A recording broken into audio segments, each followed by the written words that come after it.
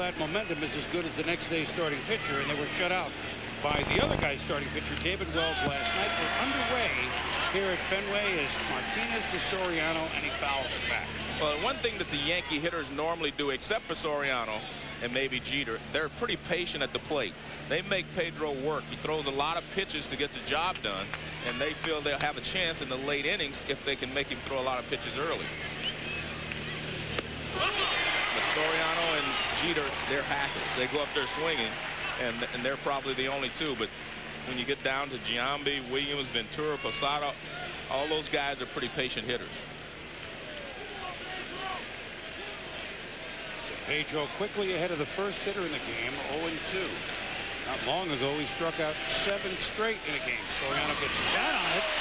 And for the Red Sox, Hillenbrand doesn't get his glove on it. And Soriano now sees it. It's rolled against the tarp, and he's going to dive into second base. So an 0-2 little, oh, by the way, chopper. And the Red Sox defense, which has not been airtight of late, as they played below 500 ball this month. And you see that that's the case. Hillenbrand just, what happened here, Joe? Well, what happened was he got a late start. He hesitated a second, and then he decided I better try to come in and get it on the short hop because Soriano runs well. But the ball bounces away, and then Soriano, who was trying to beat out the ground ball, ran straight through the bag. He realized the ball had gotten away, so he hustles down to second base. But speed caused that indirectly because he decided I have to go get it or else I'm going to have a tough play with Soriano. So Soriano at second, and Jeter is up.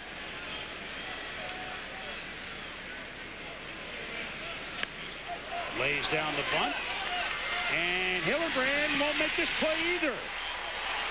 So a little error and small ball for the Yankees, and runners are at the corners against Pedro. And you know what? You know you're not going to get many runs against Pedro, so can't be surprised that the bunt was laid down. No, you can't ever be surprised in this game. You can't let that happen. You have to be playing in. I mean, he almost squares around. Hillenbrand was just too deep.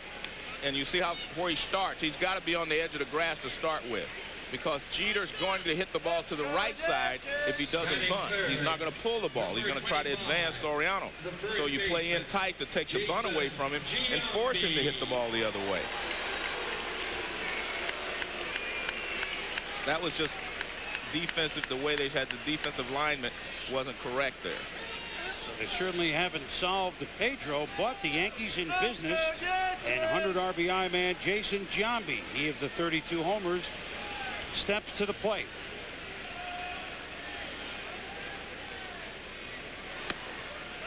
In there for a strike, says Hunter Wendelstedt, home plate umpire.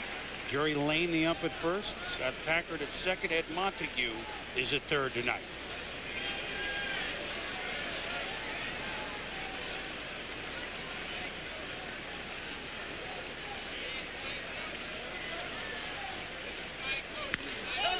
Ground ball. This Nomar, a tough tournament against Giambi, could take his time. Soriano does score. No RBI in the double play, but the Yankees get a run. Knowing it was Giambi, he could take his time on the move at second. And Pedro gets the best thing he can possibly hope for here is to get the ground ball from Giambi and allow the run to score, but you'll take 2 outs anytime if you and allow the run to score when you're in that type of trouble. No outs, runners at first and third. So Pedro gets what he needs, and the Yankees get what they need indirectly. They get a run, and they get off to a good start against Pedro. So the double play wipes the bases, and here's Bernie Williams, who has an 18-game hitting streak coming into the game.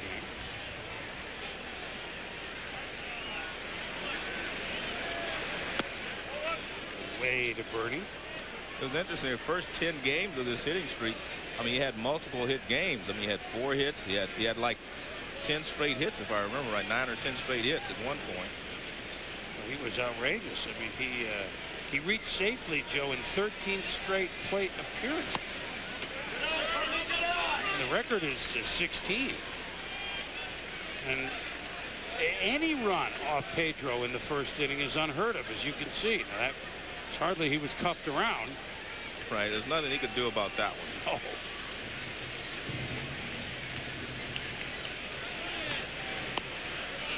interesting how he's pitching Bernie Williams. He's thrown him 3 straight changeups, and all of them have been the changeup that's moving away.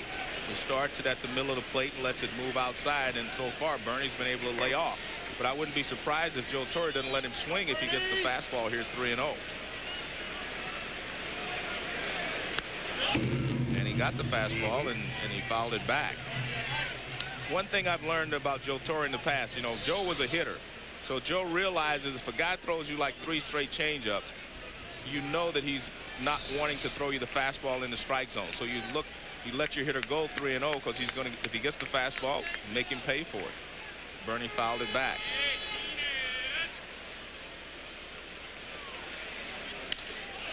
Going the other way. Nomar, he fumbles it.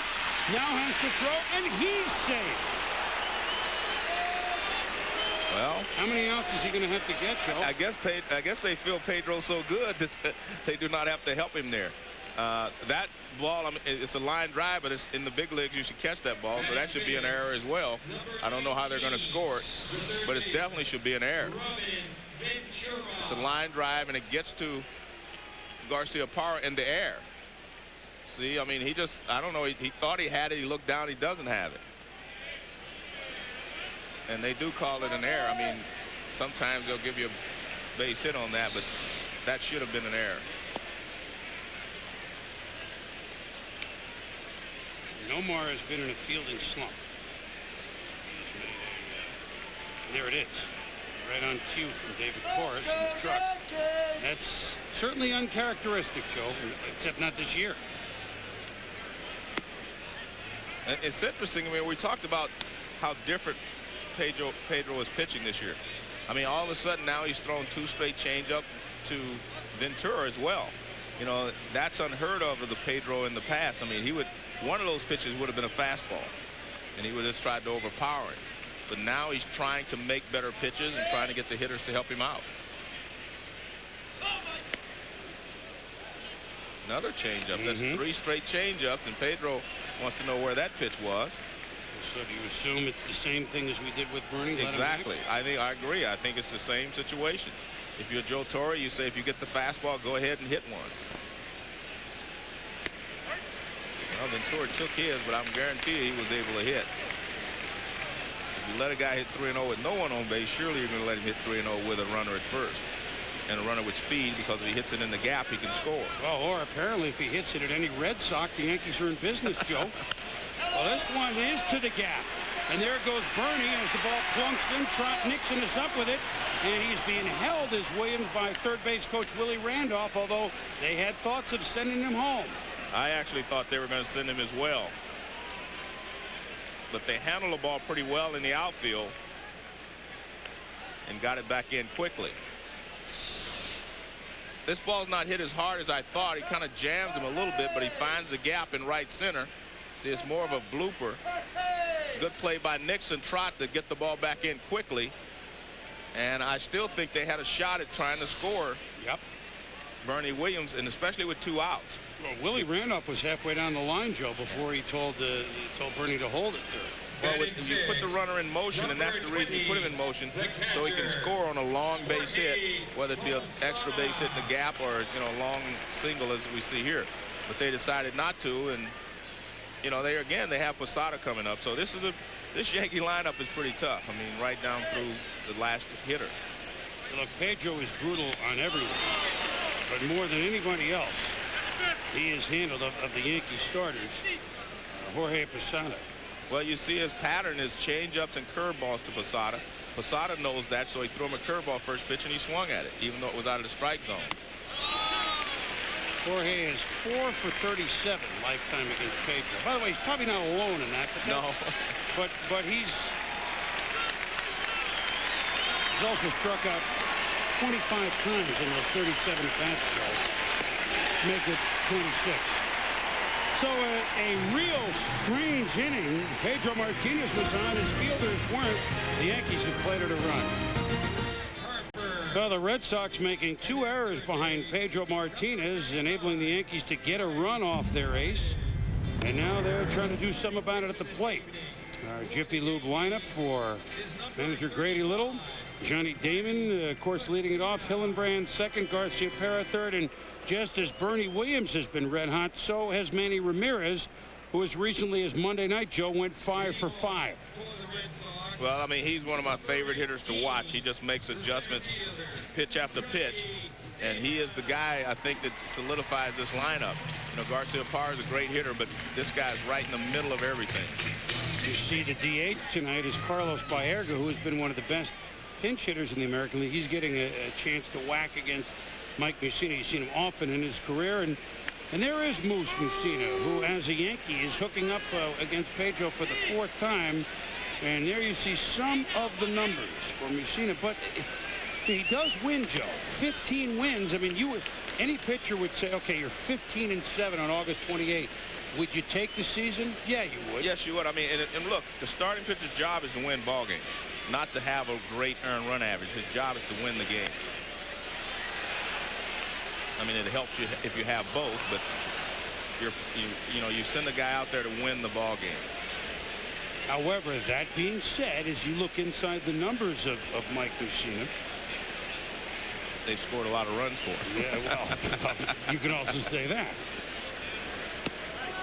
Damon waves at that one, but here's what Mussina is looking at. Since the All-Star game, he just set it up. He's 3-4, 5.88 ERA. His last 5 starts, Joe, 2-3. 7.14 ERA. So we talked about at the beginning, at what point is there real concern?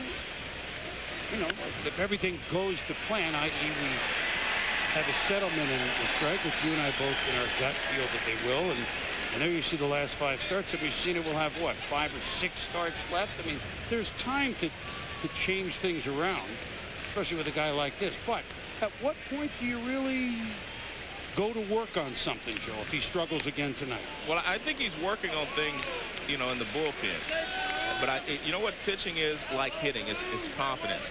And the confidence of knowing that I can throw this pitch where I want it, when I want it, and that's the difference. And I don't think right now he's getting a lot of pitches up normally. Over Mussina's glove, Soriano with a quick release on the speedy Damon, and the Yankees defense sparkling. And that's why there's 1 up and 1 down. Well, let's take a look at the defense behind Mussina. We just saw Soriano make a great play, but Raul Mondesi in right field has been a big addition to this ball club, especially when you play in Yankee Stadium. It's very difficult to score from second base on a single in Yankee Stadium with Raul Mondesi in the outfield. And you see last year he led the major leagues with 18. They're not running as much on him now because of the short porch in right field.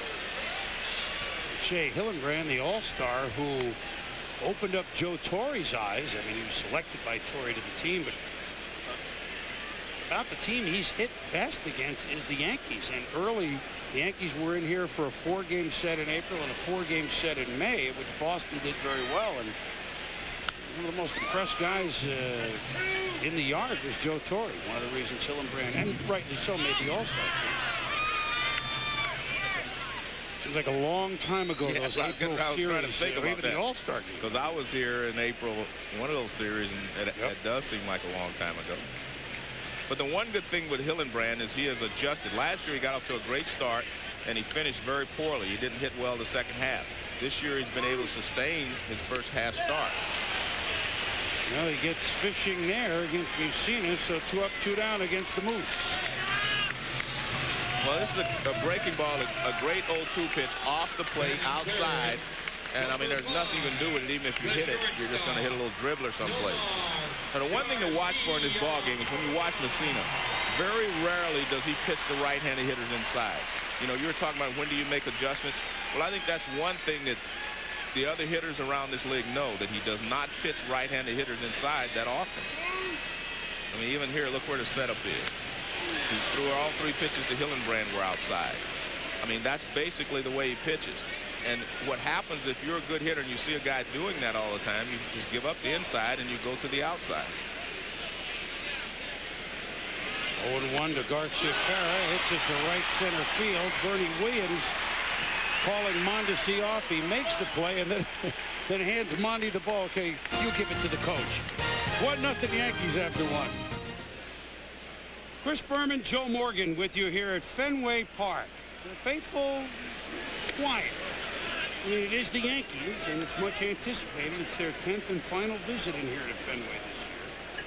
Two teams will play Monday, Tuesday, Wednesday in New York, finishing out their 19-game series. And really, as Raul Mondesi faces Pedro, and the count is 1-1. The Red Sox have played the Yankees very tough. I mean, if it's head-to-head, the Red Sox have won 8, the Yankees have won 7. Boston winning 3 out of 4 in that April series we talked about, and splitting here in late May, and then going to Yankee Stadium and taking 2 out of 3. So Boston had the upper hand. But really, if you're looking back at the season, and I'm not going to say, Joe, an 8-game lead for the Yankees. Let's look at 2 games. But in July, the Red Sox came from way back in 2 of the 3 games in a series and lost a pair of 9-8 heartbreakers to the Yankees. And it was right after the All-Star break, and just those are just a couple of games when the Yankees started to reassert themselves and be the Yankees. Well, I don't think there's any doubt that the Boston has played them tough. And I mean, they aim for the Yankees, of course, every time they play them, because they know the Yankees are the team to beat. But you know, the Yankees are just a little bit more fundamentally sound. They're not afraid of their bullpen. Even with Rivera out, they've been able to, you know, make do. And I think that's where the Sox have been lacking. Their bullpen has not been as dominant as they would like. And after the first 2 starters, meaning Derek Lowe and Pedro Martinez, has been a struggle. So, I mean, that's a tough thing, you know, to have to handle when you're chasing a team like the Yankees. And one other point, I want to make sure we don't forget what happened in the first inning.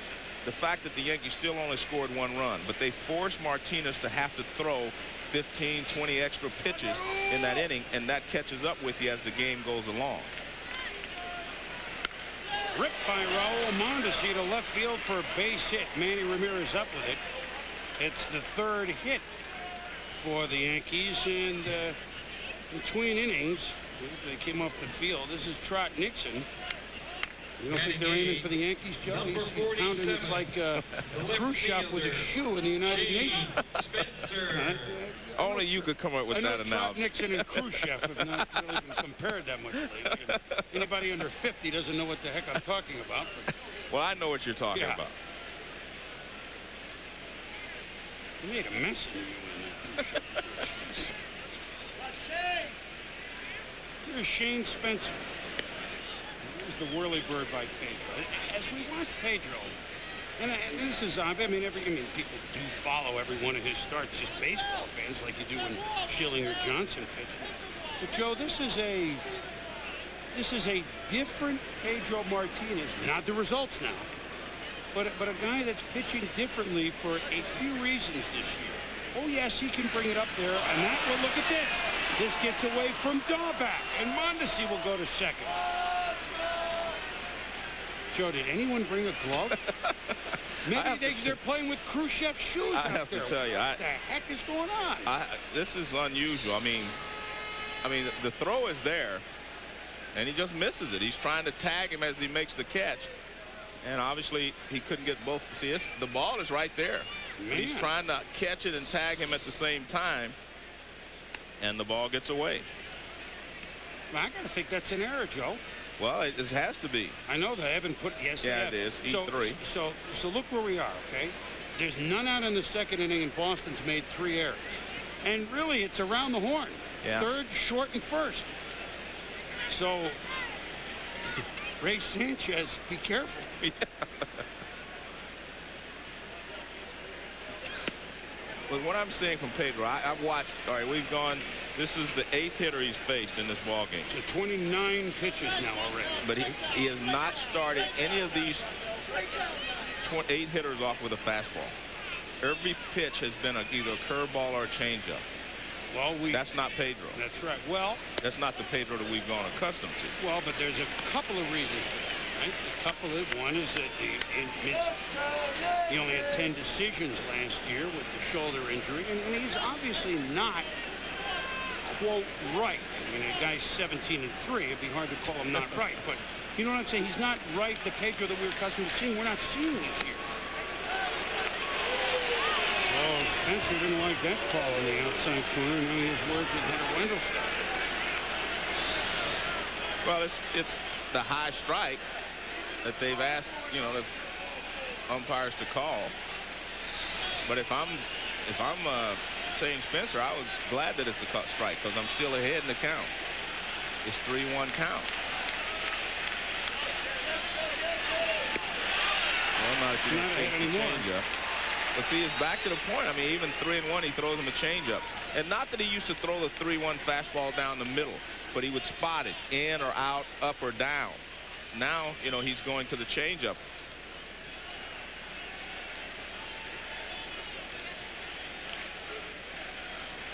Cheating in its Garcia-Parra a little bit now back to his position, and Spencer skies the full count pitch. Uh-oh, here's Ray Sanchez. He makes the catch. He makes the catch. You're putting bad luck on the guy. No, he's a good fielder. You know that, but there's some bad karma here tonight. Yeah, you're right. So Spencer is gone after being ahead in the count 3-0, 1 out. One other point that I want to make that Peter Pasquarelli and I were talking about, he said, you know, the Yankees are really a little more athletic than the Boston Red Sox. You know, they'll steal a base here, they can manufacture and do whatever. The Red Sox kind of beat you up or they don't get the job done. And that's interesting too. And that really comes into focus down the stretch, you know, in the series or in the playoffs, and you know, whether you can manufacture runs or not. And that's something that I think, you know, you have to look at when you're trying to decide who's going to win, you know, in the playoffs or ultimately win the World Series. This is the designated hitter, Rondell White, batting 9th in the order. Now, I mean, that's what kind of season he's had.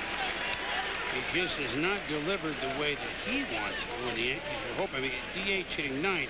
Certainly, that's not why they invented the DH. No, it isn't. No, it is definitely not. Okay, let me go out on a limb and say that. Well, he's finally thrown 2 straight fastballs. That's the first time in this ballgame I think he's thrown 2 really good fastballs. He threw a fastball inside corner for a strike, and then he goes upstairs out of the strike zone for a strike. Ahead of White, 0-2. Second inning, 1-0 New York. Red Sox have already made 3 errors. And Pedro keeping a close eye on Mondesi at second base, because that's one thing that, you know, Joe Torre allows his guys to do. If you can get a jump at second, go ahead and steal third, especially with 1 out. Well, Monty's a one-time 30-30 man himself, twice I should say, with the Dodgers. See, that's Pedro as we have grown to know and love. I mean, he used the fastball inside a couple of times, then he goes outside to get strike 3. Watch, outside corner after throwing 2 fastballs on the inside. He goes right out there on the outside corner. The second baseman, a little above knee, the knees on the outside. Well, his control, I mean, that's one of the many things that's overlooked. All right, now that was a picture-perfect pitch on the corner for a strike 3.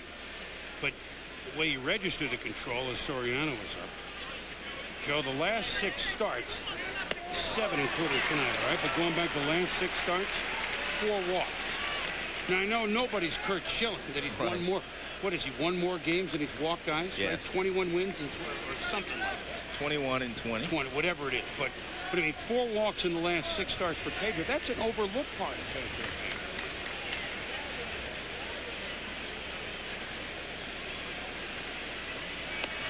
It's Soriano to go fishing there, as you pointed out early. He will hack, and so why not make him hack at a pitch 2 feet outside? Yeah, Soriano is a free swinger, and so is Derek Jeter. I mean, this ball actually never starts in the strike zone, but Soriano made up his mind he was going out there. But guess what?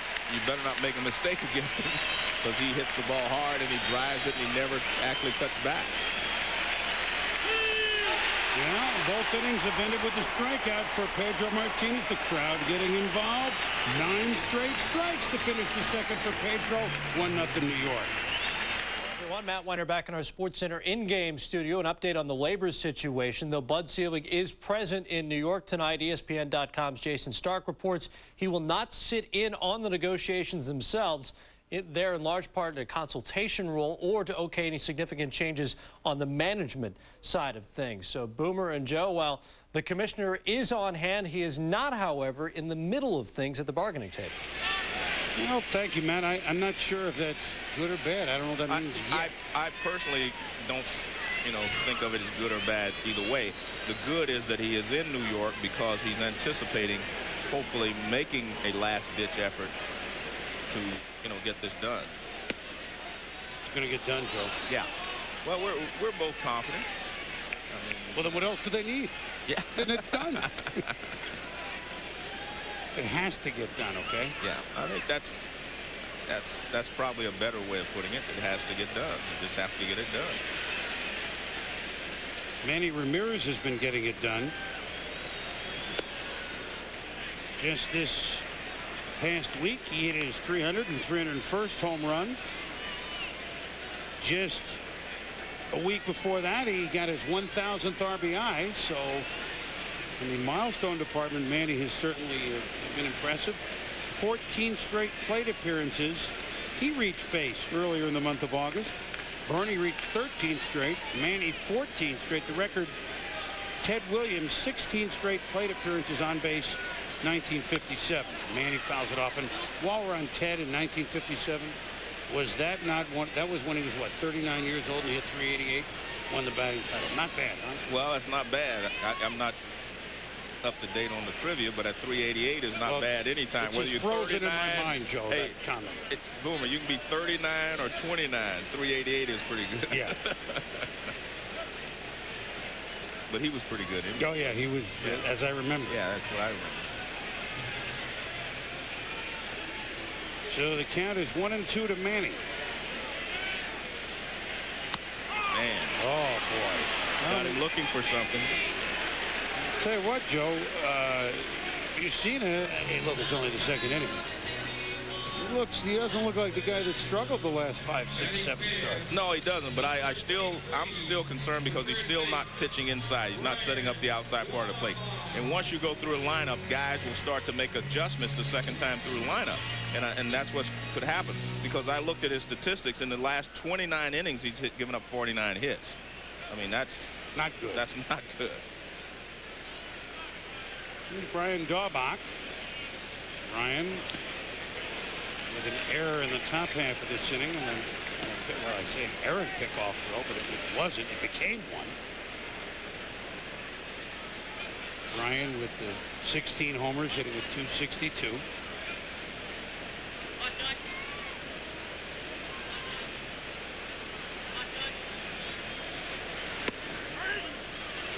In there for a strike from Mussina. Well, the one thing Mussina's doing is it looks like he's getting them to guess or look for pitches, and he's freezing them with his fastball.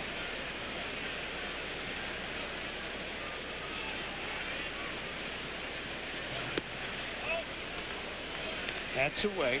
And a lot of this, remember, this is not just about today. A lot of this with the hitter-batter confrontation goes back to other games that he's pitched, against the Boston Red Sox. Maybe he struck Manny Ramirez out with a curveball the last time they faced each other, so he was looking for it, and he got a fastball. Well, he struck Daubach out, and already he has 3 strikeouts in the 5 batters he's faced. Thursday afternoon baseball. The Twins are going to the postseason. We know that. The Seattle Mariners are hopeful. At 1 o'clock Eastern, the Mariners at the Twins.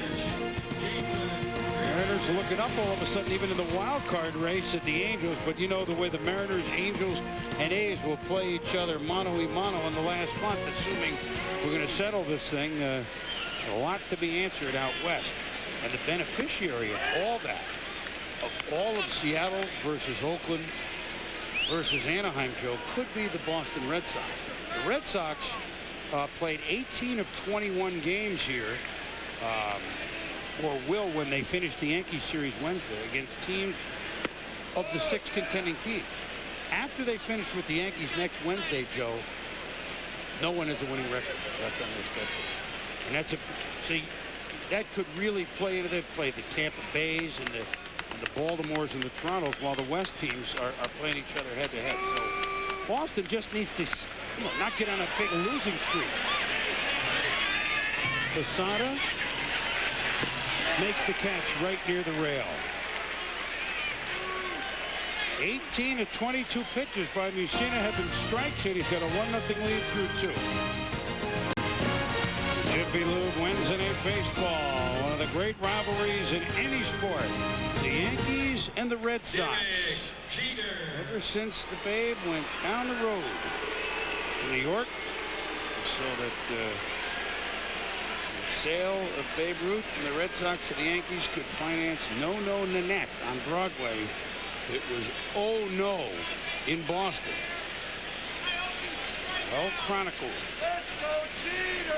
Babe meant to the Yankees, and what his departure has meant to the Red Sox. Well, the man on the mound, Pedro, said, I don't believe in the curse of the Bambino.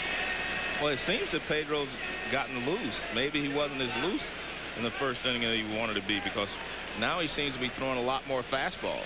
Yeah. You saw, and I know it's an old story. I'm not trying to break any news here, but for those youngsters watching, that 1918 flag you saw, yes, Babe Ruth pitched for the Boston Red Sox on that team. Won 100 games as a pitcher, Joe. He was pretty good on the hill. And then he got into that hitting thing, and that was okay, too. I kind of like the hitting. That worked. That was okay. Yeah. So did he. Jeter swings and misses at Pedro. That had a little more giddy up on it, Joe. Well, but the good thing what he's done, the first time through the lineup, he was throwing a lot of changeups and curveballs. Now we go to second time, and I mean, he's been bringing it. He struck Soriano out with a couple of good fastballs. Now he throws Jeter 3 good fastballs. And that one's just right on by him. But again, that was set up because of the way he went through the lineup the first time with a lot of off-speed pitches. Coming into the game, 212 strikeouts in 176 innings pitched. For his career, as we look at Jambi, coming into the game, almost 2,200 strikeouts in under 1,900 innings. And that's a starter. This isn't a reliever. He became the 57th man, Joe, in the history of the game to strike out 2,000 earlier this year. I mean, that starts to get to be pretty good coverage. Yeah, I mean, he is as good a pitcher as you're ever going to see. I mean, you know, you can go back as far as you want. I mean, he ranks with the best that's ever pitched in this game. 3 Cy Youngs, maybe a 4th this year. Pedro, not worried about those. He only wants to be in the postseason. He'll trade that one of those Cy Youngs for a World Series ring, I'm sure. He's got enough Cy Young awards. Yep. And he'll get more.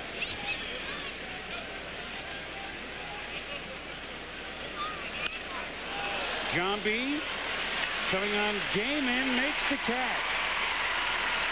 He froze for just a moment because Jambi took a big cut, but certainly didn't get the big part of the bat on it.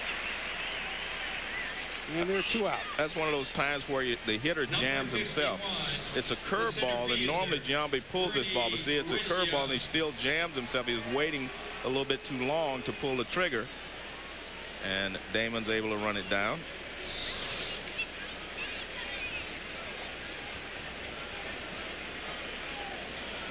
So Bernie Williams up, reached on an error when Nomar dropped his low liner, and then Williams was able to beat the throw to first when Nomar scrambled for the ball. And Pedro in there for a strike. 18-game hitting streak on the line for Bernie Williams. See his average all the way up to 343. Remember, the first 2 months of the season, he was below 250. Yeah, he struggled, you know, out of the box, and he wasn't hitting with any power. He wasn't driving the ball. He doesn't have huge power numbers, but I mean, 343's with close to 500 the last few weeks. Here's a chopper, Dahlback. Joe, there were no errors that inning by the Red Sox. Well, they're all getting in the groove now. Pedro in the groove. They trail at 1-0. Bottom of the 3rd, Chris Berman, Joe Morgan with you on Wednesday Night Baseball, presented by Jiffy Lube. Yankees, thanks to a couple of Red Sox errors in the first, pushed a run across against Pedro Martinez, and they lead 1-0 in the bottom of the 3rd. 6 up, 6 down thus far for the Red Sox against Mike Mussina. Mussina in his career, a couple of time 19-game winner with Baltimore in 95 and 96, a 18-game winner with the Orioles in 99. Last year his first with the Yankees was 17 and 11. He has never had an ERA, well not never, but not for quite a while, an ERA up near 5 like he has right now. We have to go back actually to 96, he was 4.81. But really in the last 8-9 years it's been mid to lower 3s all the time, Joe. So it's a pretty big jump for him. Tonight he looks pretty darn in control. Well, you would have figured that last year, his first year in Yankee Stadium, would be where he might struggle. You know, his first year with the new team as a free agent. But he pitched very well. He didn't get really the run support last year that he deserved because he pitched great, but he didn't win as many ball games as he should have. This year he's struggling with his earned run average, but he's still winning ball games, and that's the key.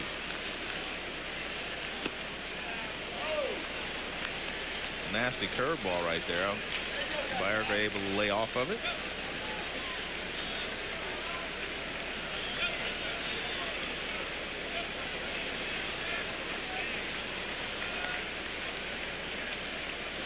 Two and two the count to Carlos Baerga. He really has been a cheerleader. Just really a guy appreciating getting back in the bigs at any capacity. He, as a pinch hitter, has done a heck of a job. This guy was one of the top, certainly infielders, if not players in the game, an all-star with Cleveland, and then the bottom really fell out for 5-6 years, and he's just, I think, so appreciative, Joe. He always was a happy player and a happy hitter right there, going the opposite way with authority. Well, I mean, he is a good hitter. You mentioned he was battling Roberto Alomar to see who was the best second baseman in the American League for a long period of time there.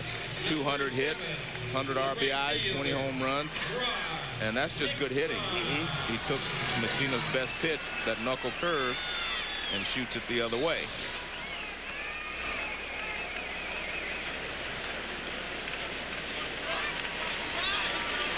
So Trot Nixon up.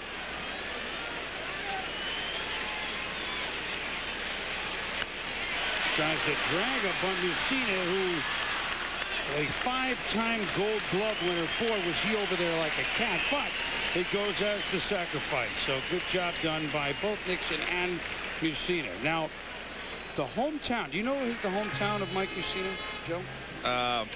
Somewhere near Pittsburgh, isn't it? Well, Williamsport, Pennsylvania, the home of the Little League World Series. And isn't that interesting that this, before the game, the Worcester, Massachusetts team, and they changed the scoreboard. See, there you go. They get to put the score up. They lost in the American Finals to Louisville, and they were saluted and got a beautiful round of applause before the game, and every one of them got to throw out a first pitch. And they were all excited, getting autographs, all the players wide-eyed at the cage. And it reminds you how, these guys weren't worried about salary cap or luxury tax, Joe. They were just worried about throwing and catching and hitting. Good job of hitting here. Sanchez down the line. Mondesi makes the catch. He's got a good arm. Jeter cuts it off. Baerga into third.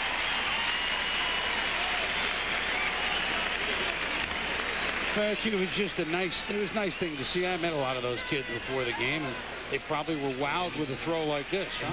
Well, they should be, because I'm excited when I see a throw like that. Baerga does the right thing. He goes back, tags up. It's such a long throw from down the right field line, but Baerga is still able to get to third base. Just hats off to all the little leaguers.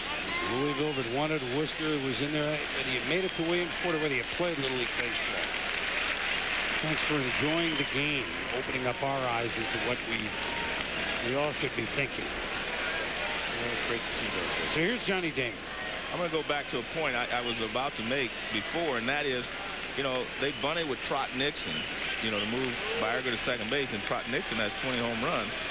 And there's a short porch here in right field and left field. I was a little surprised, I guess is my point, especially since you're the home team, and it's, you know, we're only in the 3rd inning. We're figuring if they maybe get 2 runs, a little small ball, we got Pedro going. We don't need that many. I don't know. Yeah, but you're bunting. You're only going to get 1. I know. Well, one at a time. Yeah. Okay. All right. Maybe he can bunt it out of the park. You and Grady think alike. I didn't say I agreed. So if it's only 3-0-1 down the line, maybe he bunted out for a 2-run homer. Yeah, I just don't agree with that early in the ball game. But I mean, look, he understands his team well, and like you say, he wants to get Pedro back in the ball game. I assume that's why he did it. But guy with 20 home runs, and he had 72 RBIs. Johnny Damon walks, so the Red Sox runners at the corners trailing 1-0 with 2 out. And here's Shea Hillenbrand, who struck out against Mussina in the 1st inning. I know. Then this is a perfect situation to steal on, but Damon's, you know, had a bad knee, and I'm not sure if he's going to run. But this is the perfect time to take off and put a little pressure on the Yankees defense. Make them decide whether to throw through or whether to hold the ball.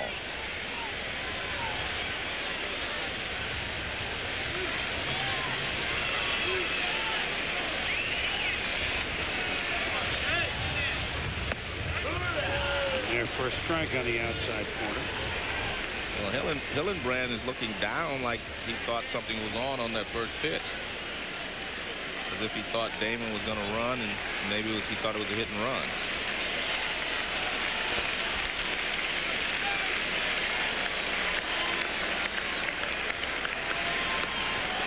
Looking at the back man, Damon.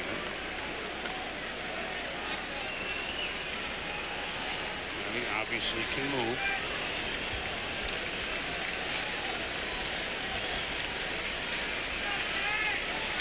He's got 27 stolen bases this year.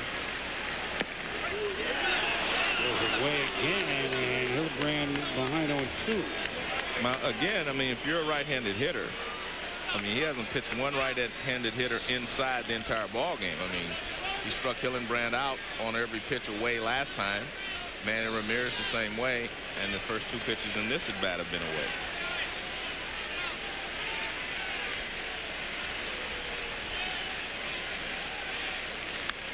Well, he went farther away, but 0-2, you got to protect it, right, Joe? So he fouls it off. Told you that Damon can steal, but he's not moving at normal rate because he's still feeling the effects of a knee injury, first in Tampa and then the finger injury. Of course, the finger doesn't prevent him from running, Joe, but no, but his right knee hit the wall, and that's the one that's bothering him. Can't run. I got a bad finger. You never tried that one, did you? No, I didn't try that one. Shane Spencer taking command in left, and the Red Sox strand a pair. So Mussina still through 3 has his 1-0 lead intact. From Pedro Martinez to Robin Ventura here in the Yankee 4th. Ball 1. Robin, base hit to right, his first time up.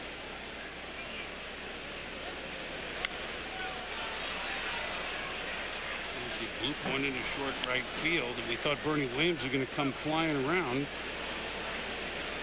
He was held up because Trot Nixon made a good play out there and ended up stranding it. So Red Sox, rather the Yankees, with their run in the 1st inning. It's a fly ball to left. Manny Ramirez. Plenty of room, plenty of time. Ventura's gone. In the studio tonight is Matt Weiner. Matt? Boomer, Indians, and the Tigers in Cleveland. Jim Thome, one of the few bright spots for the Tribe at this point in the season. Later, 40th of the season, becomes the first Indian to record 40 homers in 3 different seasons. It's now a 1-1 game.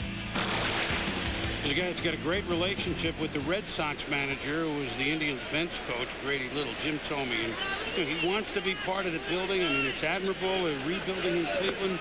40 home runs. There's a guy that loves coming to the park every day, Joe, Jim Thome. Well, he's a throwback kind of guy. Yes. He's a slugger. I mean, that's exactly what he is. Jorge Posada. He chronicled his struggles. 4 for 38 lifetime against Pedro and 26 strikeouts, including strikeout to end the first inning.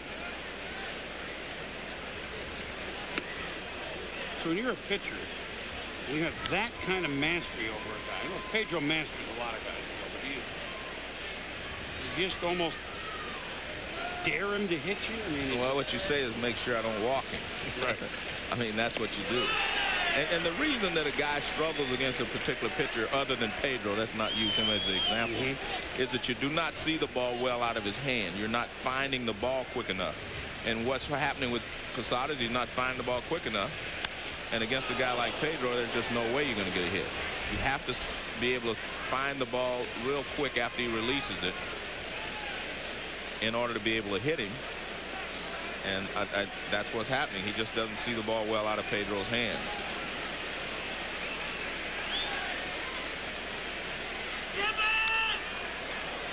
Getting a piece of it a little bit. He had a good swing there. That pitch was supposed to be down and away, but it got a lot of the plate and was up, and he had a good swing at it. You know, target's away. See where the ball is. He was late on it, but he had a good swing.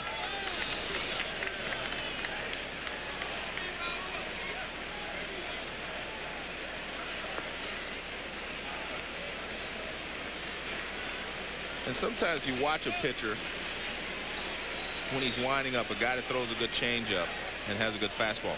You can see him rush his delivery, rush his windup when he wants to throw the changeup, and he slows his motion down when he wants to throw the fastball. Pedro doesn't do that, and that's why it's so difficult to distinguish between the two pitches. A lot of guys, when they want you to think it's a fastball coming, they wind up real fast, and then they throw you the changeup, and they do the opposite when they're going to throw a fastball. Well, did he go?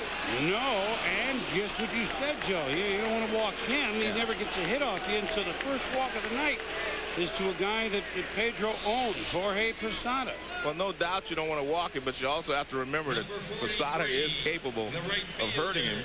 You know, Posada has 20 home runs. I mean, he's capable of hitting the ball out of the ballpark, so you do not want to make a mistake on him either, just because you've been able to get him out in the past.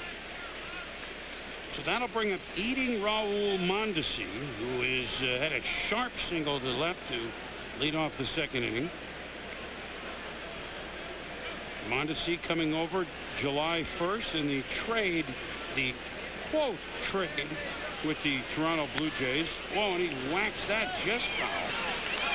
Mondi was struggling in Toronto, hitting at just .224. Trade for minor league left-handed pitcher Scott Wiggins.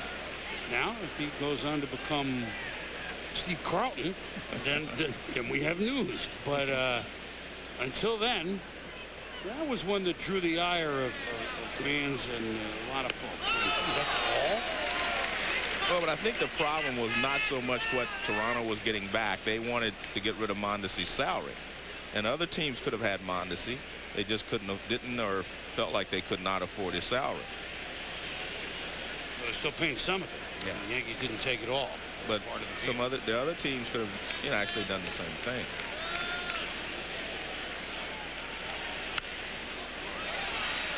Dahlback, and actually coming over is Sanchez, who calls Dahlback off. Whoa!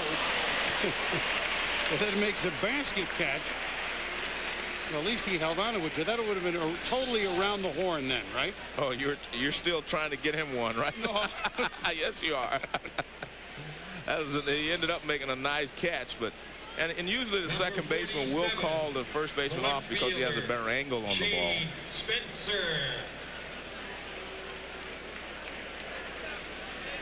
Beautiful night at Fenway. Temperatures in the 60s, and boy, last week was in the 90s all day long in New England, and a night in the upper 70s, but it's been that nice mid-70s.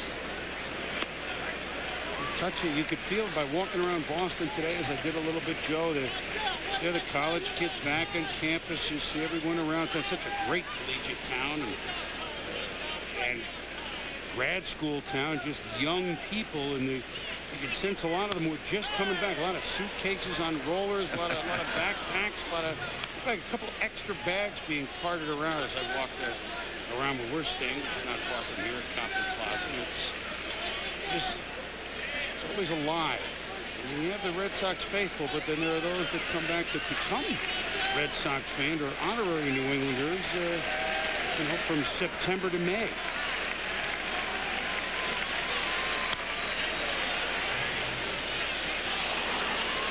And only 2 remaining to Shane Spencer.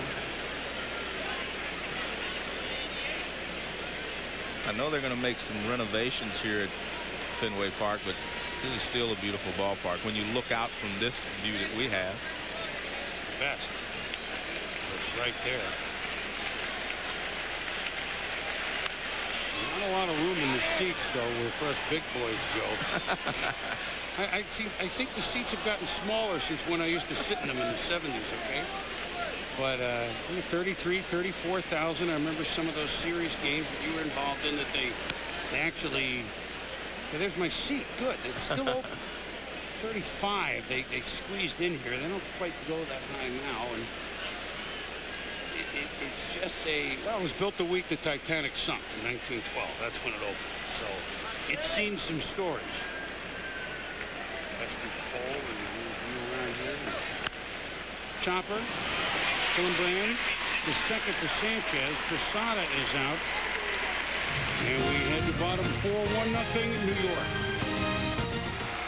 Bottom of the 4th, and a new fan born on this day. Although I don't know, the young lady's a Yankees shirt on. At any rate, welcome Molly, and welcome college football. Oh, Nelly! We're going to have Syracuse and BYU going at 7:30 tomorrow night, and then on ESPN2 at 10 Eastern. Oh, those Aztecs of San Diego State against Fresno State starting life without David Carr. So a doubleheader, one on each network tomorrow night. Syracuse, BYU, 7:30. San Diego State, Fresno State at 10 on ESPN2. And then, of course, we go into everything else on the weekend on Saturday. Chris and Coach Corso and Lee ready to roll, and Kirk ready to go. At any rate, Garcia-Parra quickly out, 5-3. Joe, first at bat, Manny Ramirez. Well, watch what happens. They set up inside for the first pitch, but Mussina doesn't pitch inside. He doesn't get the ball there. See, this target's inside. See where the pitch is? Over the plate. Now he feels more comfortable throwing away, and he does that again away, and he gets Manny looking. And if you continue to pitch Manny one way, he will go out there and get it, and we'll see how he pitches him in this at bat. I think every once in a while, even if you don't want to pitch inside, you have to come off the plate inside if you're Mussina against the right-handed hitters. Manny hitting at 341. He's missed 40 games this year, Joe, so he does not qualify right now for the batting title. But see, his 393 plate appearances. You need 502. I mean, if he keeps going, everything goes as scheduled, he should get to 502. If he had enough appearances, he's about a dozen short right now to be in the leaders in the paper. He'd be trailing Mike Sweeney by 7 points, 348 to 341. How about a guy of this power winning a batting title? If he does. See what I mean? That's the way Manny is. You pitch him out there and he'll go the other way. Obviously, he doesn't get a base hit, but he adjusts to whatever Mussina was doing to him. And that's why he's hitting 343 starting tonight. Pitches away. Look at this. Outside, look what he does with it. That's why he's such a good hitter. I mean, he adjusts to whatever you're doing, but the Yankees had him played perfectly. And it's just a line drive out. Brian Daubach up. And see, that shows you a guy like Manny. He hits a line drive and they catch it and he's smiling because he knows he can hit another one. The rest of the guys, they kind of hit a line drive and they catch it, they get mad because they're not sure they can hit another one. See, look at him. He's smiling. He said, oh, it's all right. I'll hit another one next time. He's happy with his new hair, dude. I mean, he's changed it in the last month about 3 different times. He had the big half Oscar Gamble / Harpo Marx look, didn't he? It was different. This is different, too. This is slugged by Daubach. Back goes Bernie Williams to the track, but he makes the catch. Wind blowing in. Good wood by Daubach, but just a long out. Remains 1-0 New York. ESPN's Wednesday Night Baseball, presented by Jiffy Lube, brought to you by Nextel, how business gets done. and Raymond James. Listening to you like you're the only investor in the world.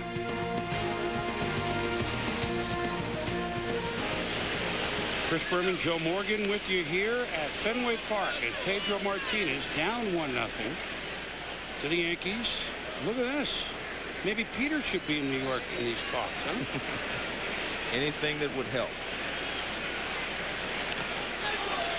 Rondell White kind of waves at that one. 1-1. Yankees with 2 infield hit, a couple hits in the first inning, and 2 Red Sox errors added up to the 1 run, and that's where we stand. Mussina leading Pedro, which of course is news since Pedro is 17-3, and a guy who since June 20th has gone 10-1. And since July 1st, Joe, you'll love this. As White fouls it up, 5-0 at Fenway since July 1st. ERA of 0.25. Hello. Well, I mean, he did that actually on the strength of that long scoreless streak.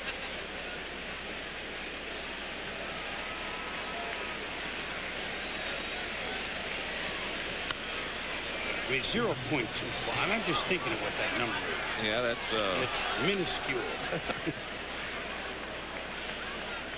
I mean, that's like the conversion rate of like the lira or something, isn't it?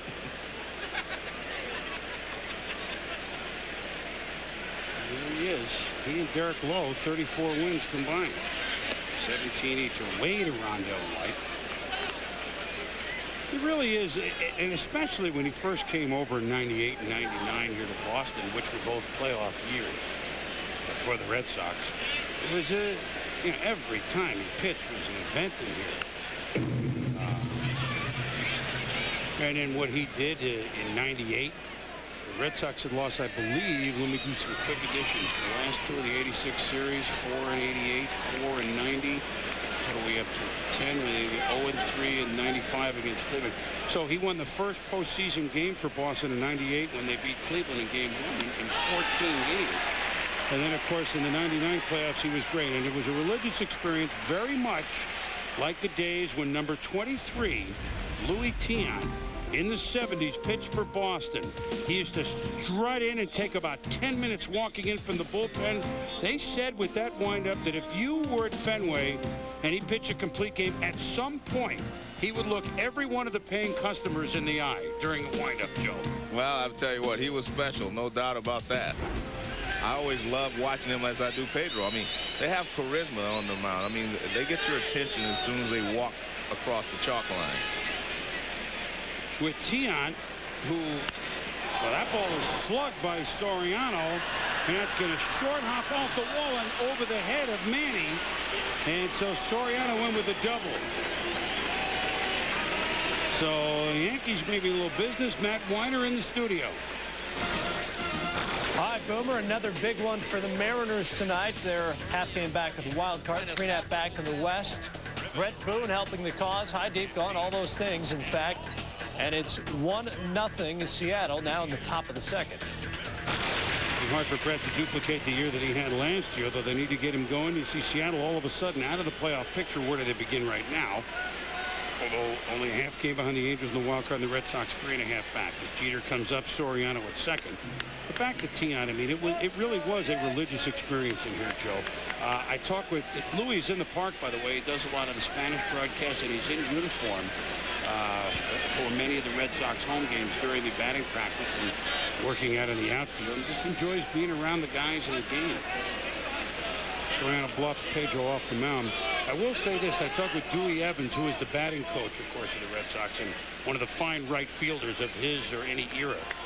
And I said, what do you remember about those games that Tiant pitched here? And we'll let this pitch go to Jeter. And Dewey had a very quick answer. Jeter bunting the first time, and we don't know yet. Well, you know what? You know who else knew Louis Tiant? Yep, I'm going to wait on that. Dewey said it was dead silent when he threw his last couple of warm-up pitches out there in the bullpen. He says you could actually hear the gate open, okay, when he walked out. That's drama. Well, You hear the gate open. He said you could hear the click of the gate closing. Oh, wait a minute. Who's this at first? No, see, he's balking there, though.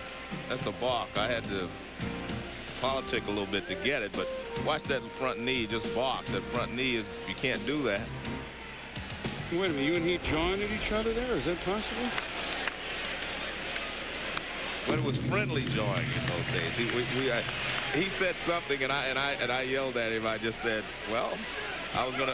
I think I told myself I was gonna steal it anyway. There you are. That's friendly jawing, huh? No, we did. I love Louis Tiant. I really do. He's one of my favorite players that I've ever played against, and he's still one of my favorite people. I had a chance to talk to him before the game today too. I'm one of those guys that thinks that, you know, he's been overlooked a little bit as far as Hall of Fame statistics are concerned. I mean, he was pretty special during his time. 0-2 the count to Jeter. Soriano at second. And Pedro trying to get behind him to Sanchez, and they don't get him. Soriano, by the way, that double is his 47th.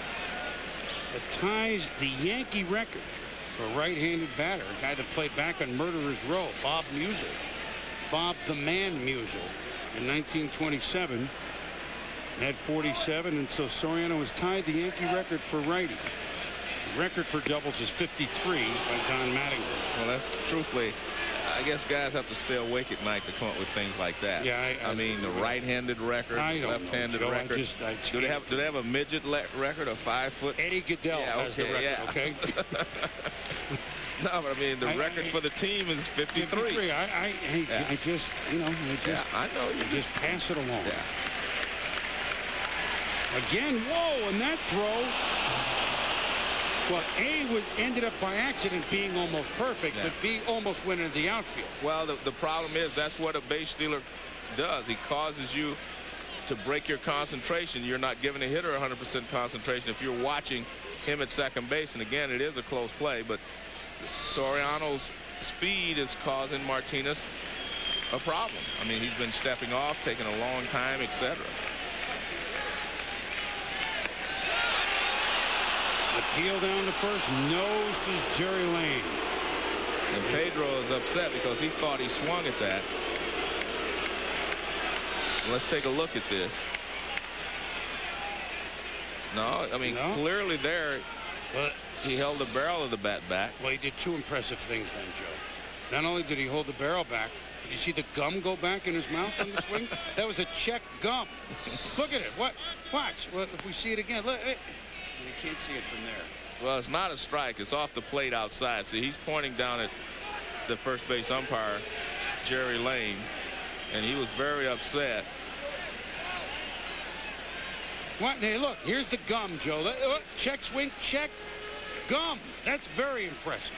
Never seen that before. Well, I think what Pedro saw was his body go out there, but the barrel of the bat did not go out. 2-2 to Jeter. Soriano moving high and tight, throw it out, and Soriano has stolen it. And again, that's what speed will do. And you see Veritek's upset because he thought he got the ball in there. It was a very close play at third, but he probably got his hand in there. It was a perfect throw from Veritek. Now watch the throw. It's a perfect throw. And it's a good pitch to throw on because it gets Jeter down and out of his way. And it's a perfect throw. Look at that. Wow. Wow. I see why he was upset. He was out.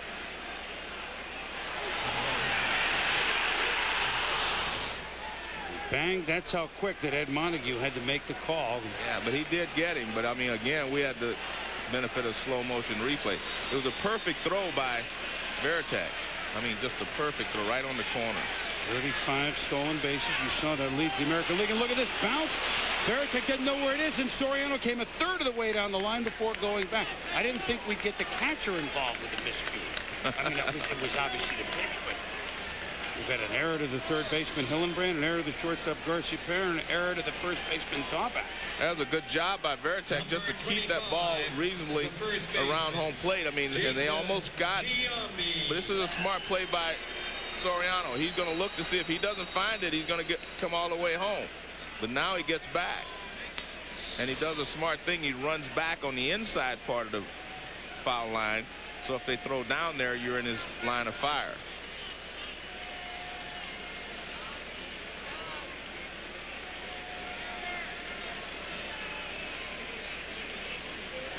So Jeter aboard now. Runners first and third with one out, and Jason Giambi up. A big situation if they could get even the one run in. Mussina has been pitching.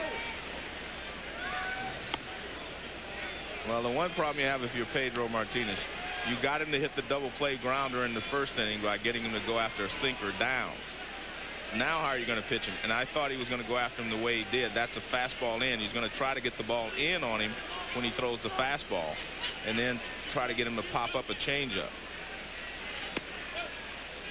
Works him away, 2-0. The problem is you don't get any rest in this lineup. If he doesn't get Giambi, then you got Bernie Williams, one of the hottest hitters going up, and Ventura follows him. And that's why Soriano and Jeter are so important to this ball club. They set the table, and then the big guys come up and produce for them. Rip, and had Lee Mazzilli dancing a little bit down there, the first base coach.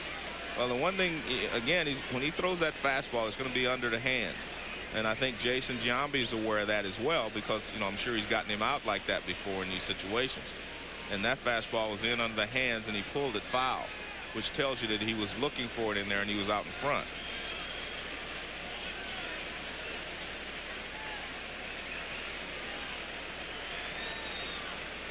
Two-one on the way. In there on the corner. Giambi didn't like it, but that was a tough pitch. 2-2. Well, he did two things there. I mean, he quickened his motion to the plate. It was, see that? He didn't even really stop. It was like almost a quick pitch, and Giambi wasn't ready. I mean, he quick pitched him.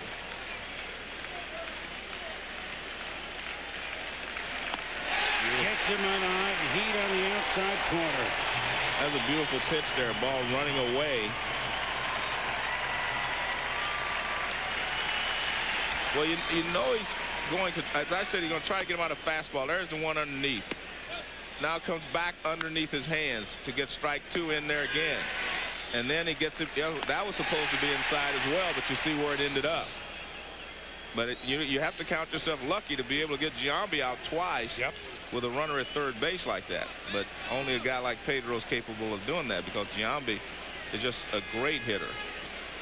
Now with an 18-game hitting streak going, Bernie Williams, although it is not going tonight yet, reached on Garcia Parazera in the first, grounded out to Dahlbeck in the third to end it.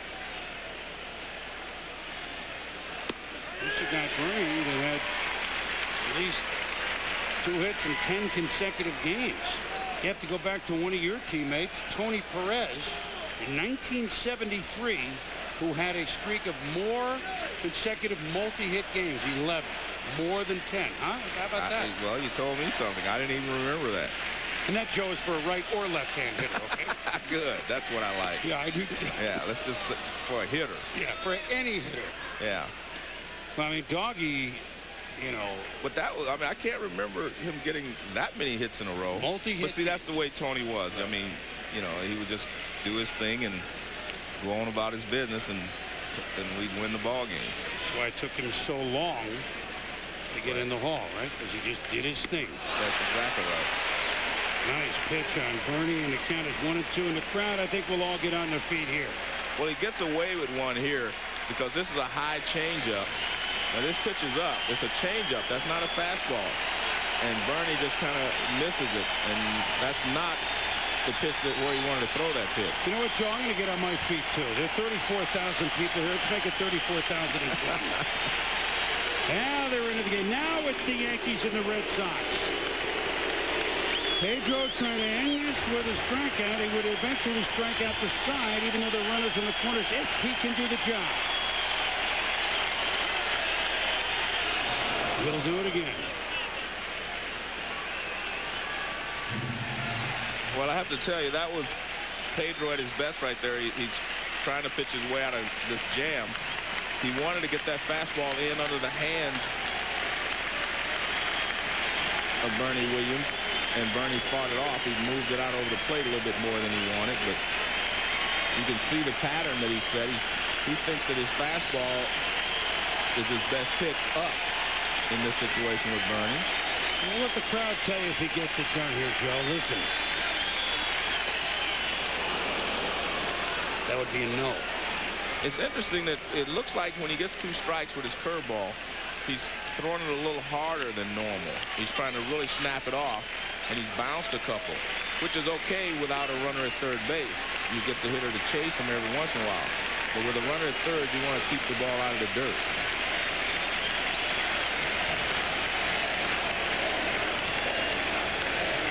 And Bernie Williams is pointing someplace out there like somebody's moving out behind Pedro.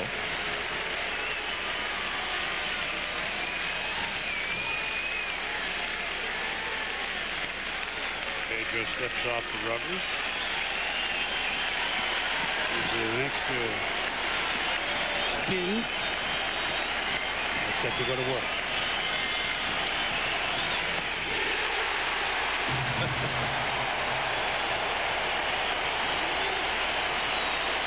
This is why you came. 1-0 New York. Well, a little excitement here in the old yard as Pedro Martinez eventually struck out the side, striking out the red-hot Bernie Williams. The Yankees still lead 1-0. Boston looking for their first run against the Yankees in this game and a half.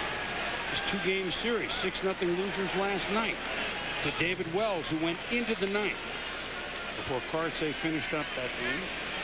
And David Wells is throwing the ball exceptionally well. Joe Torre said it may have been the best game he's pitched. He said it was. Back. Yeah. He said it was. Plus, he never wins here, Joe. Never. Not as a Yankee, not as an Oriole, not as a Jay. I mean, he never won here. So David was pretty happy. I saw him after the game last night. I was checking in late. You mean they stay where we are? They did last night. Oh. And David was checking out. Well, this was the scene, huh? Pretty good. And the inning. Well, it seems when he's needed a strikeout with Jason Giambi and also with Bernie Williams, he just goes with the high fastball. You can see right there, pretty proud of himself, and I don't blame him.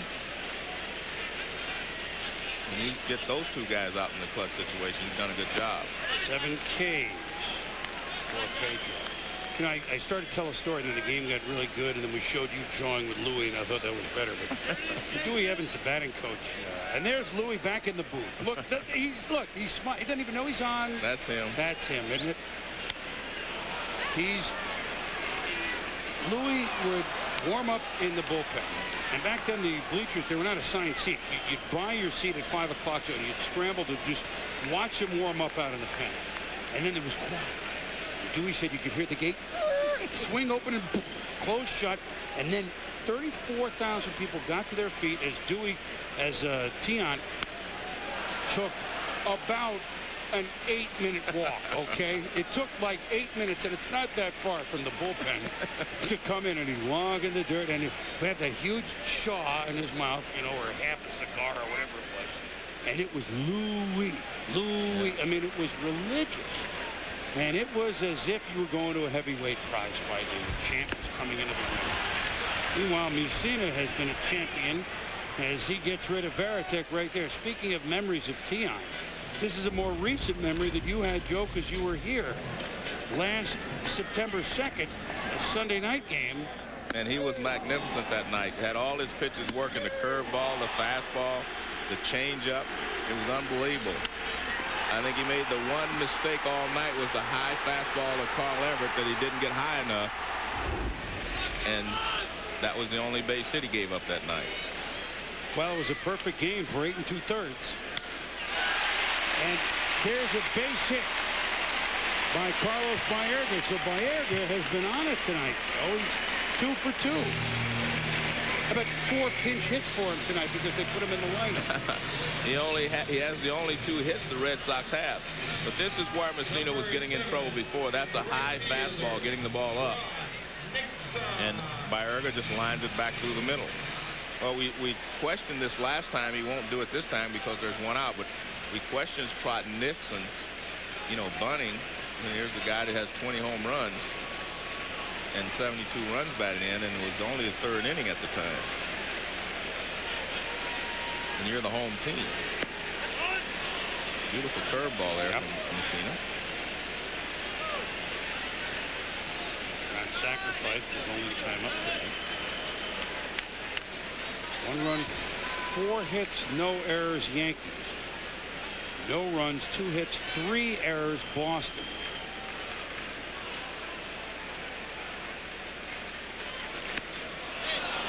Swings through that one, and you've seen it very quickly ahead of Trout Nixon.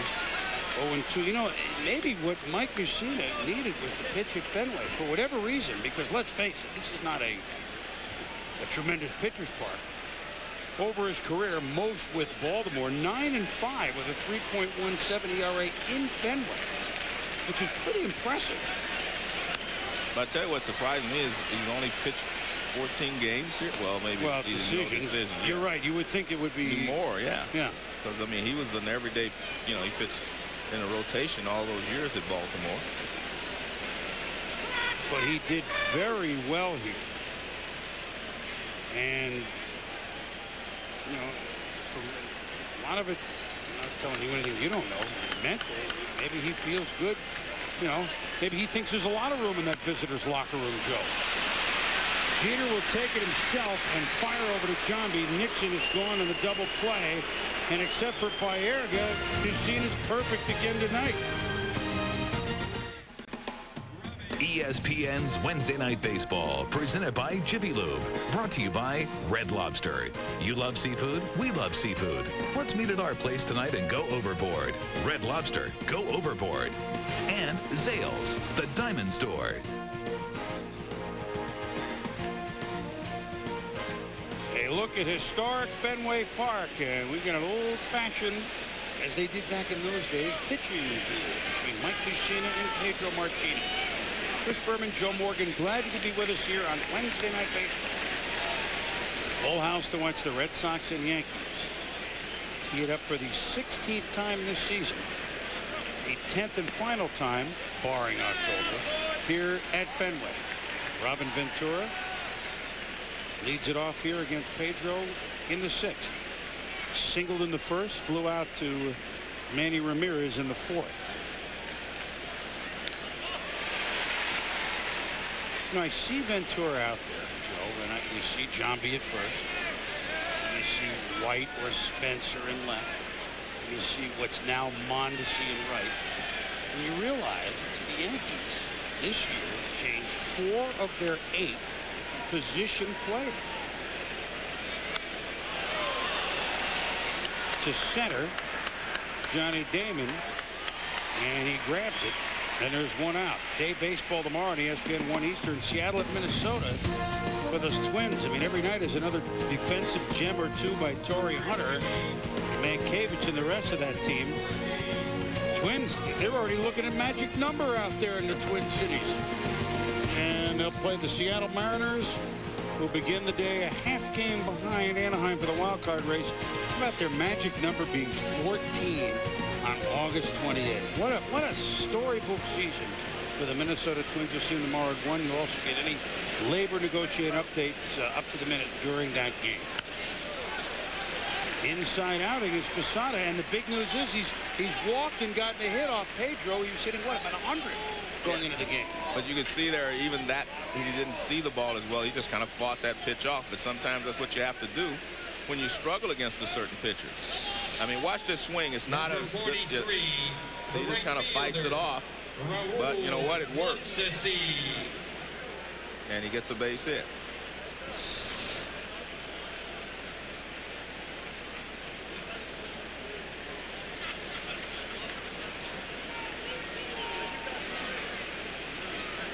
So here's Raul Mondesi.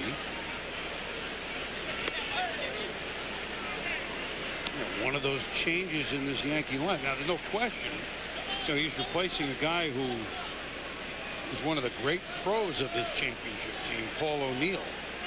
They got him over to really make them respect the right field defense anymore. But my point in pointing this all out, and we'll get to it here after this batter, Joe, is that, look, the Yankees had a great pitching, et cetera, et cetera, et cetera. They know how to win, but that's a lot of changes for a team that, you know, here in late August has an 8-game lead and is vying for the best record in the majors. Well, yeah, so definitely a lot of changes. I actually thought that they would struggle at the beginning because of it, while they adjusted to all their new teammates. You know, when you lose a Paul O'Neill, who is a leader, you lose Scott Brocious, who would help you win world championship, championships, and you lose Tino Martinez, who was a big, he was a big contributor also. I mean, you're losing guys that contributed a lot, not just, were players, but they contributed a lot to their championships.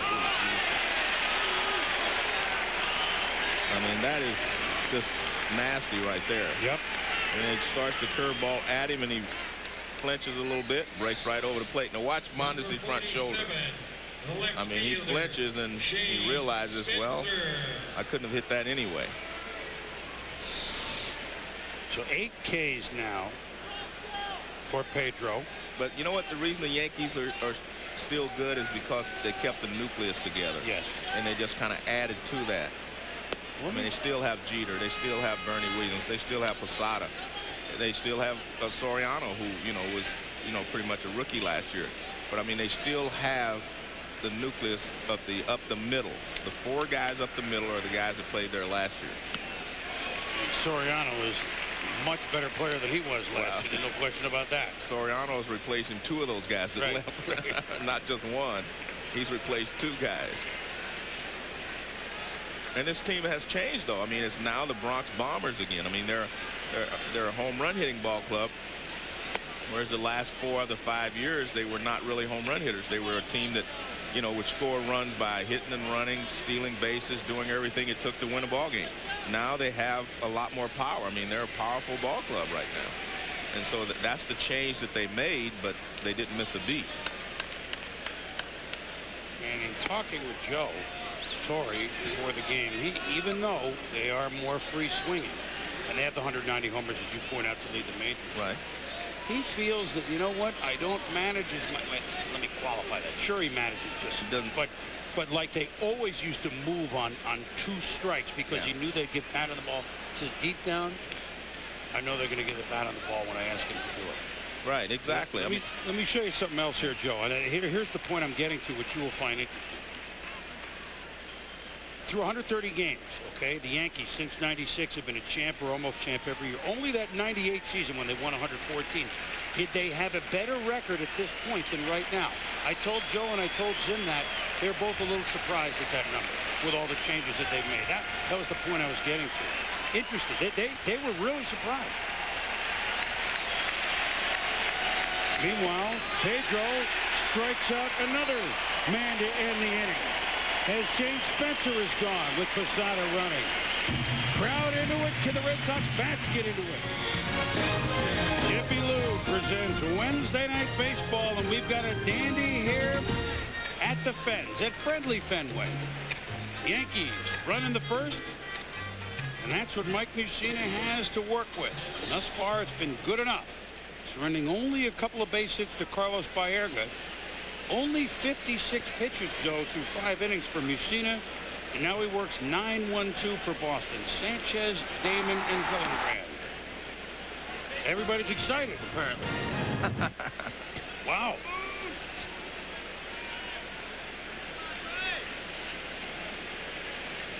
Sanchez becomes a very, very important guy in this lineup, and especially this inning, because you have to get something done pretty soon. Because the longer Mussina goes, the more confidence he gains, because he had been struggling. But if you can get Sanchez on, then you have guys like Damon who can move him along if you want to, and then you have Hillenbrand and Garcia Parra. So it's very important for him to really milk this at bat and try to get something started for the Red Sox. Going after a bad pitch. Curving toward the line, and Mondesi is there, and there's one out. Sanchez is gone, but never gone. Matt Winder, Matt. Still here, Boomer. We'll get you caught up on the National League Central. The Padres in Houston tonight. That's Craig Biggio That'll find a hole in the left side. 2 runs going to come in as Houston takes the early 2-0 lead at the juice box. Meanwhile, the Astros trailing the Cardinals by 3.5 in the Central. They lead at 3-0. They get 4 innings out of Garrett Stevenson. All right, Matt, thank you. Well, Jimmy Williams experiencing an opposite season from last year when he was in Boston. The bottom fell. Well, of course, he was axed and as they started to fall. This time, of course, in the bottom fell out at the end of the year. Jimmy's Astros had a rough first couple of months, and they're coming on gangbusters. That'll be a big finish with them in the Cardinals, Joe. Yes, it will be, but I still think Damon to right. Plenty of room for Mondesi, 2 out. Well, I think the beginning of the season was very rough for them. And again, I mean, they're adjusting to a new manager. He's adjusting to them, learning how to use his personnel.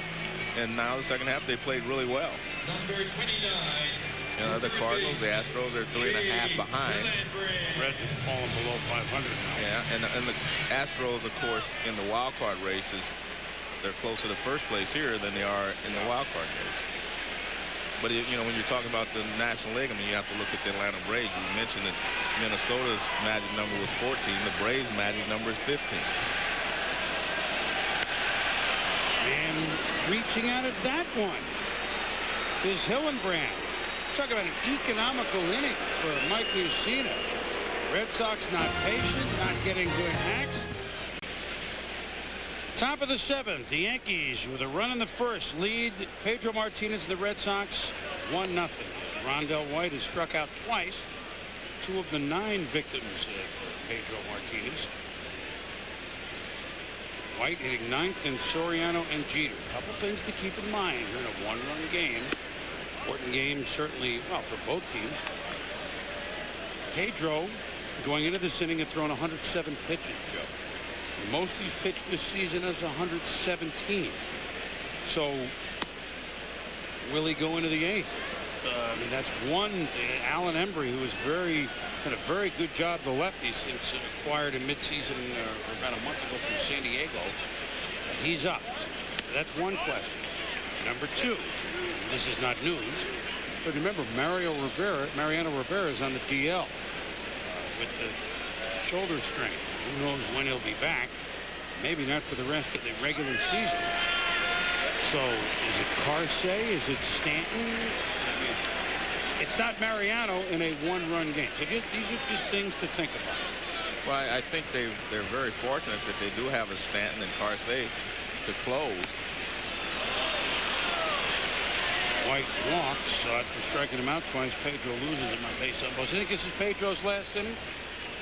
Well, yes, I do. Well, this is what he's done so far. I mean, he's used all of his pitches. He's been able to throw the fastball by the hitters upstairs. And when he went and got Bernie Williams and Giambi with a runner at third, that was just perfect pitching. And then he uses a breaking ball. He's used everything to record his 9 strikeouts so far in this ball game.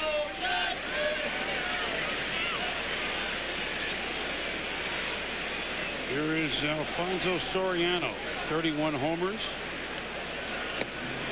Setting a Yankee record for that position. Joe Gordon, 1940, had 30. The game has changed, and slugging usually didn't come from second base, although the Yankees had more slugging than anyone else. Well, I mean, not only has he hit 31 home runs, he's stolen over 30 bases. He's the first second baseman to ever, you know, have 30 home runs plus 30 steals. And he may get 40-40.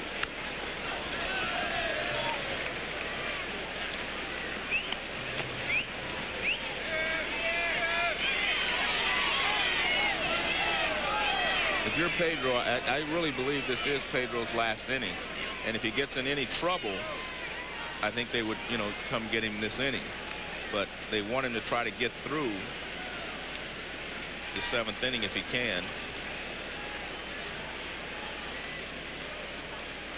1-1 to Soriano.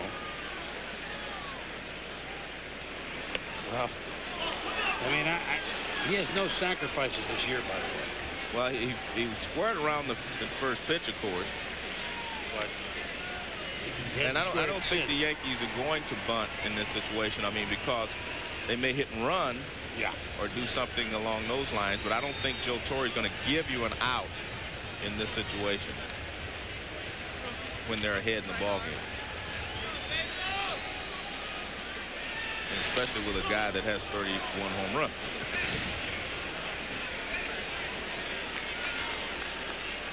We do have guys that can run. White can move. Soriano, of course, can fly. He looks even faster with those high socks, Joe, doesn't he? Just looks quicker. Actually, that was a hit and run there, but Rondell White started late. Well, for Boston, who is off tomorrow, and then they go into Cleveland for 3 before they play the Yankees for 3 more in New York. There they are in that bottom half of the wild card run. You know, they've been doing a slow bleed, really, is what's been happening to Boston. They, in all of August, have played very good teams. And Pedro, that one got away from him, plunked the backside of Soriano, and now first and second. Well, and this is what you fear, you know, that Pedro just maybe running out of gas. But I said it at the beginning of the show. The one thing the Yankees do is they make Pedro work. And you see this fastball runs in on him. I mean, he has to work hard to beat the Yankees. He's beaten them twice so far this year, but he's had to work so hard in each win. And also tonight in the first inning, they forced him to have to throw a lot of extra pitches, and you knew that was going to catch up with him sooner or later. And if you're Joe Torre, you sit there and you say, well, even though we only scored 1 run in the first inning, we got Pedro to throw a lot of pitches. And that's always important when you're facing a guy like Pedro, who is on a somewhat limited pitch count. Well, that was very interesting. We didn't see it there. Grady Little out of the mound. It was a huddle, Joe. All 7 guys were there. The catcher, the infielder, the manager. And that's just what you suspect. They are already in on the grass at both sides, at first and third. Hillenbrand and Daubach. Jeter does square, pulls it back outside ball 1. Well, the one thing you have to be careful of is the fact that Rondell White at second base can run, and Soriano at first. They run well. So you have a choice. You can bunt them over as they're doing, but you may hit and run, or you may even try a straight steal.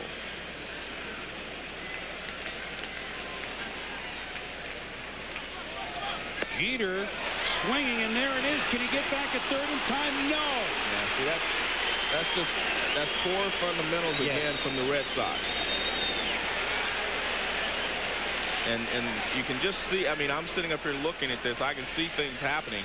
I'm really surprised that Soriano didn't go with him. And he didn't even get a great jump, but see, he's frozen in there. You know, somebody's got to let him know that the runner is breaking. But he did do a kind of a delayed steal, so he really was pretty smart play there by Rondell White. Absolutely. So 1-0 Yankee lead. The first stolen base of the year for Rondell. He's looking for more, and Pedro keeping an eye on Soriano. Meanwhile, he's got Jeter to deal with 1 for 2 and a walk. Just a note on Jeter as he's at the plate. We haven't mentioned this yet tonight. 100 runs again he scored this year. That's 7 straight. And he's been in the majors 7 years. 100 runs all 7 times. Quite an accomplishment. Unreal. Here's a little chopper, and White is going to come home. And the Yankees lead it 2-0 on small ball. Jeter doing small ball in the first inning. Jeter just getting a force out there, a fielder's choice. But this time the Yankees have themselves another run on an infield play. Well, that's a chopper, and Hillenbrand didn't have any choice. He couldn't come home with it. He had to go to second base with it to get the lead runner. So again, you know, the Yankees, that's what they do. And we're talking about athletes. They're more athletic, and they can steal these bases when they need to. We've seen them steal a couple of times tonight, and so it's helping them put pressure on Pedro.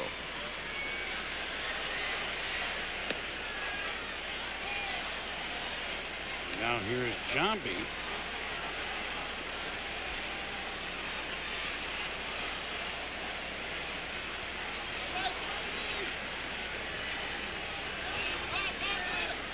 got quiet because they haven't seen. The Yankees don't have many runs, but the Red Sox haven't scored yet. I mean, they've shown no signs. And you're right, the fundamentals, either errors by commission or omission, have been disturbing for a contending team. And a lot of it has to do with, you know, again, their defensive alignment in the first inning when they let Jeter bunt. And even there, you know, I give Rondell White credit, but as the third baseman, once the ball passes the amount you're supposed to automatically start back. I mean, that's just the way it is. I mean, when you're as an infielder, you're always taught once the ball gets to the plate and it's nothing's happening, you retreat to your position. Whether that's at first base, second base, on a double play, or wherever it is, you always retreat to your position. That keeps people from doing a, you know, pulling a delayed steal on you if you're already headed back to that position. Little chopper, it's foul. Behind the plate, Veritek pounced on it, but very quickly Hunter Wendelstedt called it foul. We're going to try to show you what Rondell White did. And this is a smart play. See, he doesn't break White away. Hillenbrand took a peek and he didn't see him. But see, now Hillenbrand just stands there. Now he starts back after someone yells at him. But you're automatically supposed to start back. But I mean, that's the, you have to give the Yankees credit. I mean, they took advantage of a situation right there. You have the third baseman in, you delay steal so he doesn't retreat White away, and everything works perfectly for you. There goes Jeter. The throw by Verret. Well, doesn't matter because Giambi is aboard, and that'll be it for Pedro as Grady Little is up and out of the dugout. 126 pitches will be the most for Pedro Martinez this year. Remember, since he stands to lose for only the second time since June 20th. And a standing ovation for Martinez, but he leaves trailing 2-0.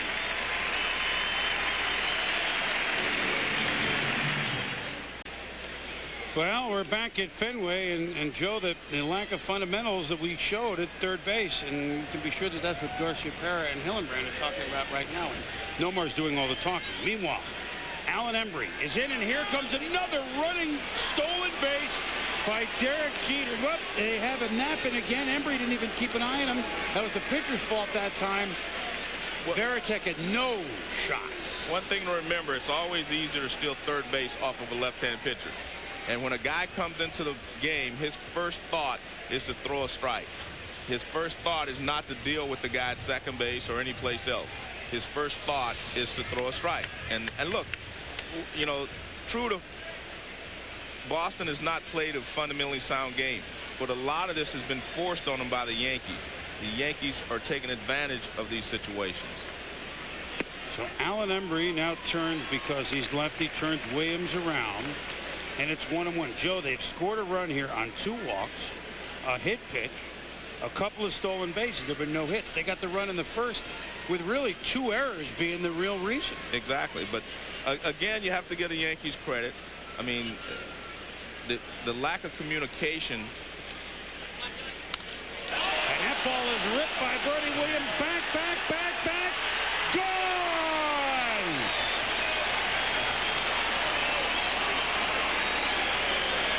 And so are a third of the fans. Well, we talked about the Yankees being the bombers, and they still can bomb the ball, as Bernie illustrates there. They can also do the little things that help you win the ball game. You know, they steal bases, they bunt, they do everything that it takes. It's a hanging breaking ball, and Bernie puts a charge into it.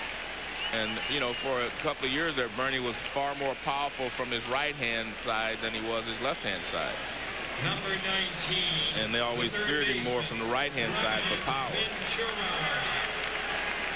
So Bernie with home run number 17 on the year. His hitting streak now extends to 19 games. The lead extends to 5-0 with 4 runs home here in the 7th. A little fielder's choice. Jeter drove in 1, and a long bomb into the screen over the Mussina accounted for the next 3. And Embry has actually been the best in the bullpen. But he came in, Jeter stole, Now he's maybe not even now maybe he's thinking about the runner and not the batter on the next pitch, Joe. Well, again, the Yankees force you into mistakes. And I mean, and that's just the way they play the game. They take advantage of your mistakes and they force you to make even more mistakes. Well, they're doing the things that enable them to have, as we showed at this point of the season, the second best mark that they've had in this phenomenal run under Joe Torre starting in '96.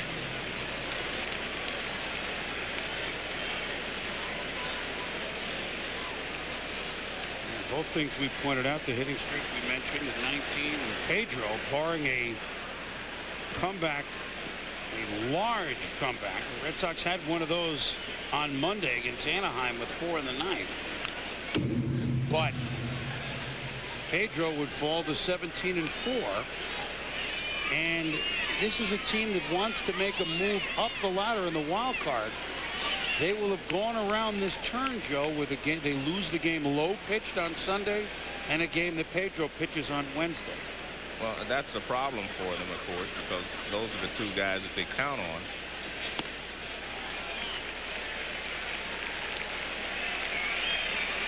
Strikeout Ventura, Joe. I want to show you why the Yankees are so smart. Hillenbrand's in here. He can't get back.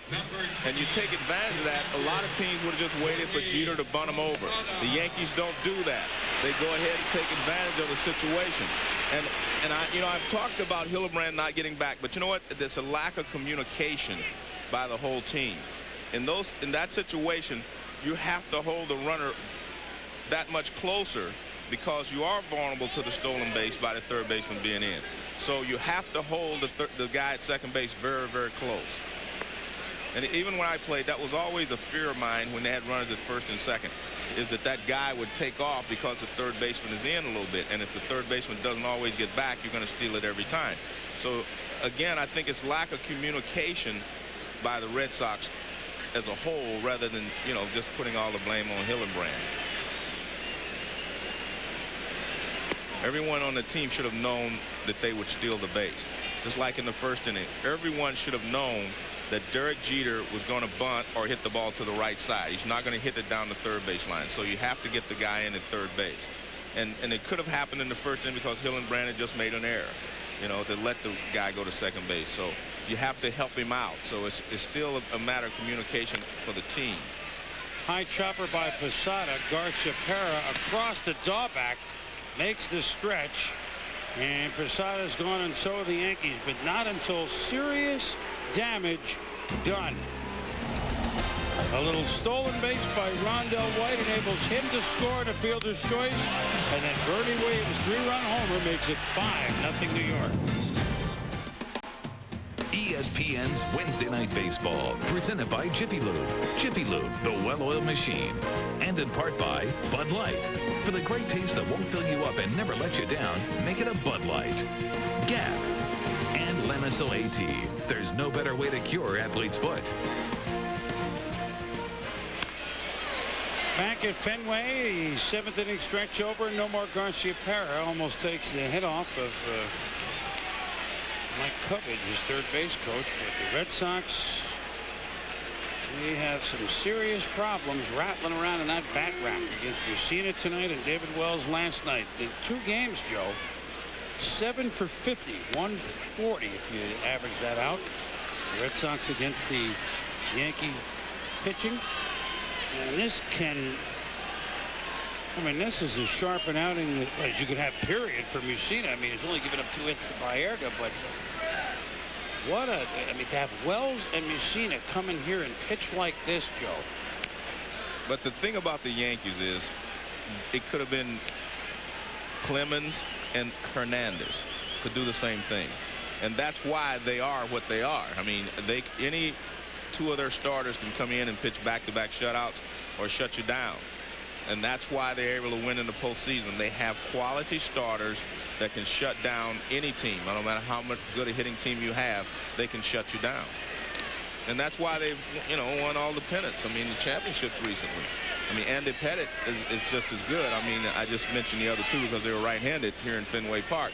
But also you have to remember, when they get to the postseason, these horses can run. I mean, they know what to do. They know how to pitch in postseason, and that's why the Yankees are always built for the postseason rather than the regular season. They're not built too badly for the regular season. No, but they're more dominant in the postseason than they are. They've been able to just shut down teams who had big numbers in the past. You know, the Cleveland Indians, the Texas Rangers. Their pitchers have been able to shut those hitting teams down in the playoffs every year.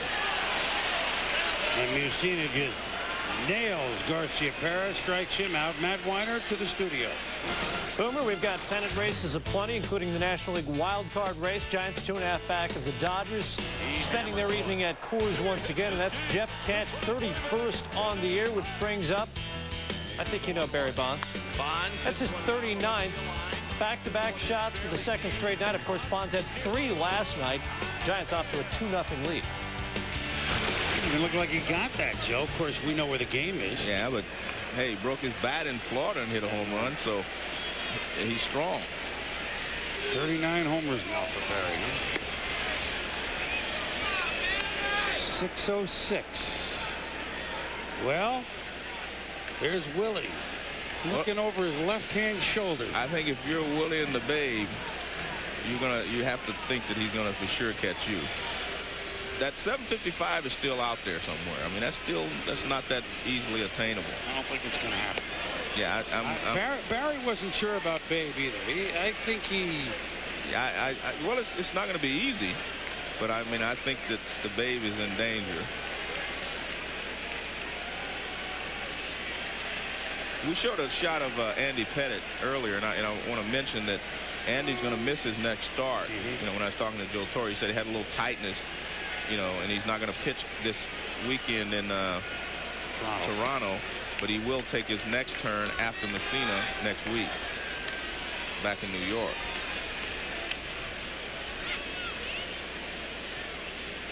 You know, we're talking about Barry, but, you know, Sammy Sosa's, you know, doing pretty good imitation of trying to catch the Babe and Mays and all those guys as well. He's getting up to 500. Yeah. Meanwhile, the Red Sox need to catch a little lightning in a bottle here. Not only tonight, Joe, but we outlined the silver lining. They have 3 at Cleveland this weekend and 3 at New York, and then nobody on their schedule has a winning record. That being said, if you don't score any runs, it's going to be hard to win. Okay, anywhere. But I mean, again, you know, it's the quality of pitching that you're facing. Ramirez. Some room there. Ventura, Jeter. Look at this come back, and Ventura's there to make the play.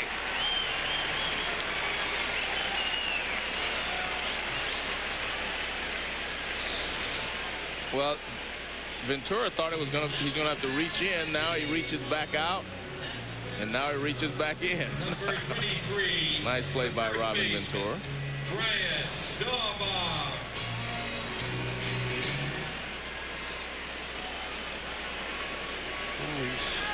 His sparkle, his gold gloves, the White Sox. It just seems to Boston fans. And here, the Bernie, let me give you this number first. Bernie Williams homer means the last 3 seasons in Fenway, Yankees 36 homers, Boston 6. Just seems that, you know, the hammer gets put down late in the year. It's almost as if they go into each season knowing the ending, Joe. It's like a Greek tragedy. I mean, it could be. They were 40-17 this year.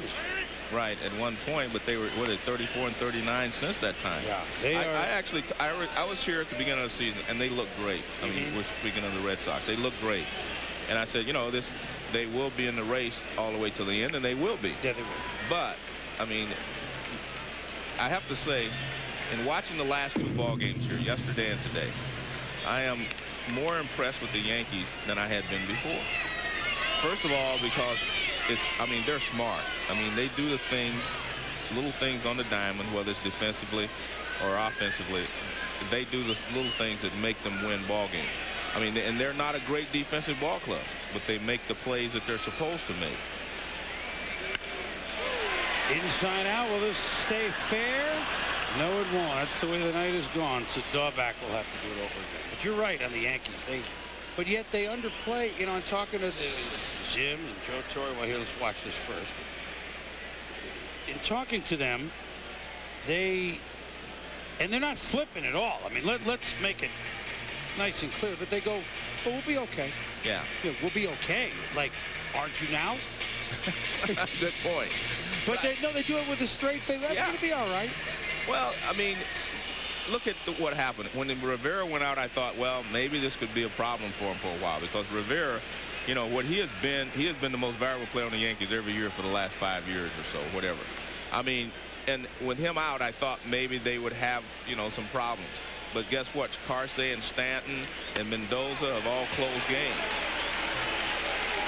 Dahlbeck fires the bat, and Wendelstedt saying, don't show me up like that. Red Sox in trouble. It's 5-0 the Yankees over the Red Sox here in the top of the 8th inning. A little 2-game set. Usually, yeah, okay, 2 games. What can you get, Joe Morgan, you know, out of a 2-game set? Yankees came in here 7 up on Boston. They're going to leave 9 up. It's over in the AL East, you would think. And Boston has some serious questions now because they just look lethargic. Well, how are they going to rebound is the question. I mean, you know, they had one of the greatest wins in the history of the franchise a few days ago. Now they lose 2 games to the Yankees, and everyone here is going to be down on them, and some of them are going to be down on themselves. I mean, they're going to feel like we had a chance to make some hay here and we blew it. And again, you know, I don't think they should beat themselves to death. I think they have to pat the Yankees on the back and say, look, we have to be more like the Yankees. We have to make the plays. We have to do things under pressure. And I think that's the only way that they can grab a silver lining out of this cloud. It's going to be hanging over them when the Yankees leave town, unless they're able to bounce back and have another great victory, you know, from a 5-0 lead. They still have 6 outs left. If there was any question for Boston that they were not eyeing the AL West teams other than the Yankees, they are now. I mean, that's really their door into the playoffs. Again, the AL West teams have a much tougher September than Grady Little's squad. There's a lot to be said for that. But you got to get together some sort of winning streak. Well, the only thing I will say about that is, you know, the fact that you're chasing 2 teams in the American League West. And one day, one team's going to win even if the other one loses. So it's going to be a little more difficult than it may appear. New pitcher. Because they're going to be playing each other. Sorry, Joe. New pitcher is Bobby Howry. Came over from the White Sox along with Embry from San Diego, and they were supposed to really change the fate of the bullpen. Howry's not really done that, although his numbers reflect his White Sox numbers as well. American League.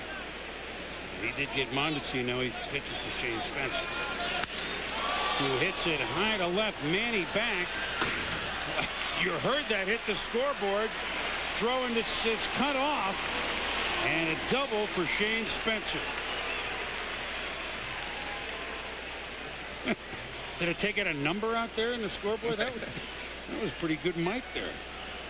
Well, this copyrighted telecast is presented by the authority of the Commissioner of Baseball in New York right now at the talks. It may not be reproduced or retransmitted in any format. Counts. Description of this game may not be disseminated without express written consent. White. We really hope we're going to read that on Friday night for our next broadcast. Going to be tuned in late. Joe and I, our gut feeling is, of course, we're not really on the inside of it. Nobody is. That they will be playing, although it's easier said than done. Correct. But I'll be flying back to California tomorrow, and when I get off the plane, I'm expecting that they will have a deal done by then. Well, there you go. And by the way, it's a lot of people's sentiment. I will say this, and to even those in the talks that maybe they've broken, they're watching our game, Joe. I don't know. I have been asked by just the people in the street. I was at a big football kickoff dinner last night for the Patriots, but opened up their new stadium. Well, they did preseason already. Gillette Stadium is a big kickoff. No, it's sports fans. There are football fans there, but walking around the street, I get it. It's not the first question on everyone's mind, whereas I remember in '94 and other years. What do you think? They're going to go for the 10 days leading into it? Do you find that even as late as today, Wednesday, 2 days before the strike, it's not the first question. No, I understand your point, but it's always the first question to me because I'm only in baseball. You do football. Well, no, but I mean, it's just do walking to the drugstore. I mean, at home. No, I agree with you, but it's a concern, but you're right. It's not the first concern as it was before. And I agree with that 100%. And that should be disturbing to both sides. Right, and I think it's disturbing for another reason because football is about to start up. You know, baseball's lost some of its popularity to football and to some of the other sports. And, you know, football's about to start up. I mean, you're not going to just give it away, you know, give away your fans or whatever to football. And if that's about, you know, what we're looking at if they do go on strike. But, you know, again, you know, both of us, you know, we're big boys and we've been around long enough to know that there are a lot of things involved, and hopefully, you know, everyone will come to the conclusion that we can't let this happen and they get the job done. I mean, that's the simplest way I can put it, because I believe that will happen.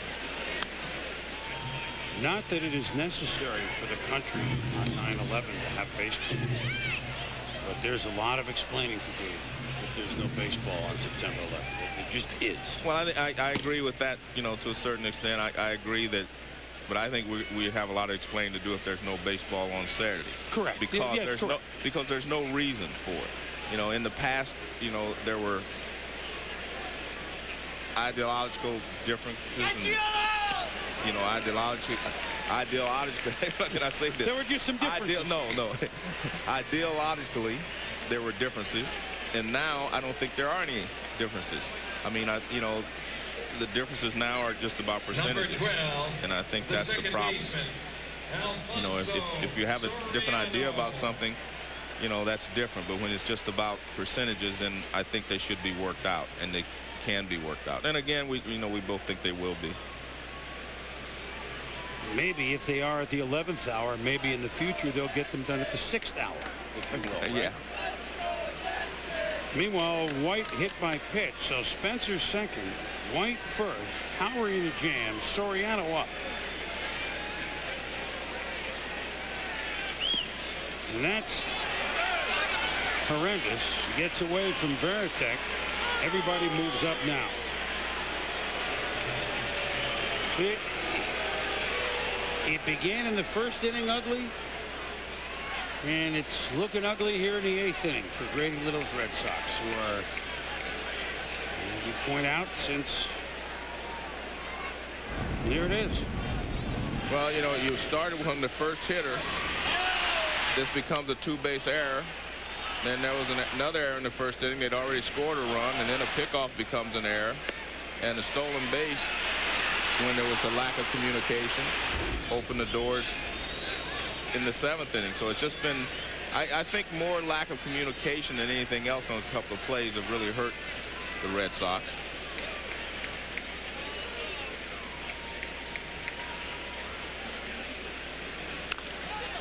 Little chopper, infield in. That's a good play, Garcia Pera. Soriano out. You look sharp on that one, Joe. Finally, naturally, after we ran that package. Well, the infield is in. It's a chopper over the mound, and Garcia Pera does the right thing. He looks Spencer back to third, and then throws to first base. Derek Jeter.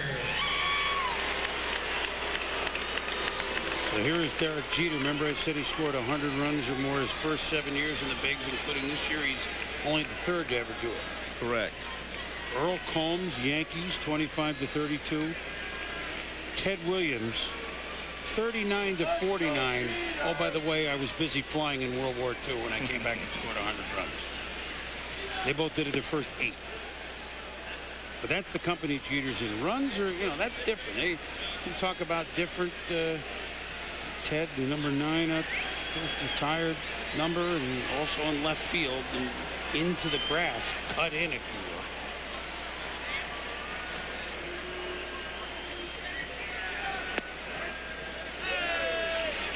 I mean, that's a record run. I mean, I know that's more of an offensive game than in many of the eras, but we're not talking homers. Runs are a different story. Runs are still runs. I mean, right. you can only score them one at a time. Right. So, I mean, you can, you know, RBIs, you can get 4 with one swing of the bat, things like that. Hundreds, you have to cross that plate 100 times.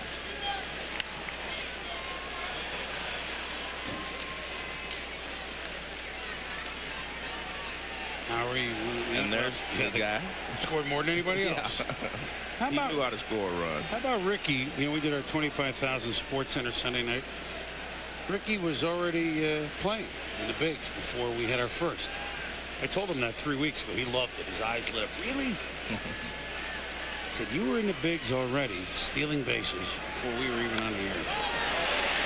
Here's a little flare by Jeter. 1 runner's in. 2 runs are in. Spencer and White come across. And it's a full touchdown lead now.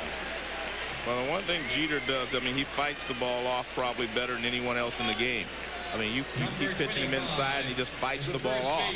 And if you get it up, he fights it off, and it's a base hit. See how he just inside out that ball? I mean, it becomes a little flare, but he does it so often because that's his swing. He fights the ball off, and he does a good job of it. Joe, you talk again about little things. There's your classic, a 2-out, 2-run base hit. Jeter with 3 ribbies now in the game. Bernie Williams with his 3-run homer, obviously with 3. And you have to look up because, and you're in trouble here because Jason Giambi doesn't have a base hit. I mean, he's the guy that you just can't continue to get out with runners on base.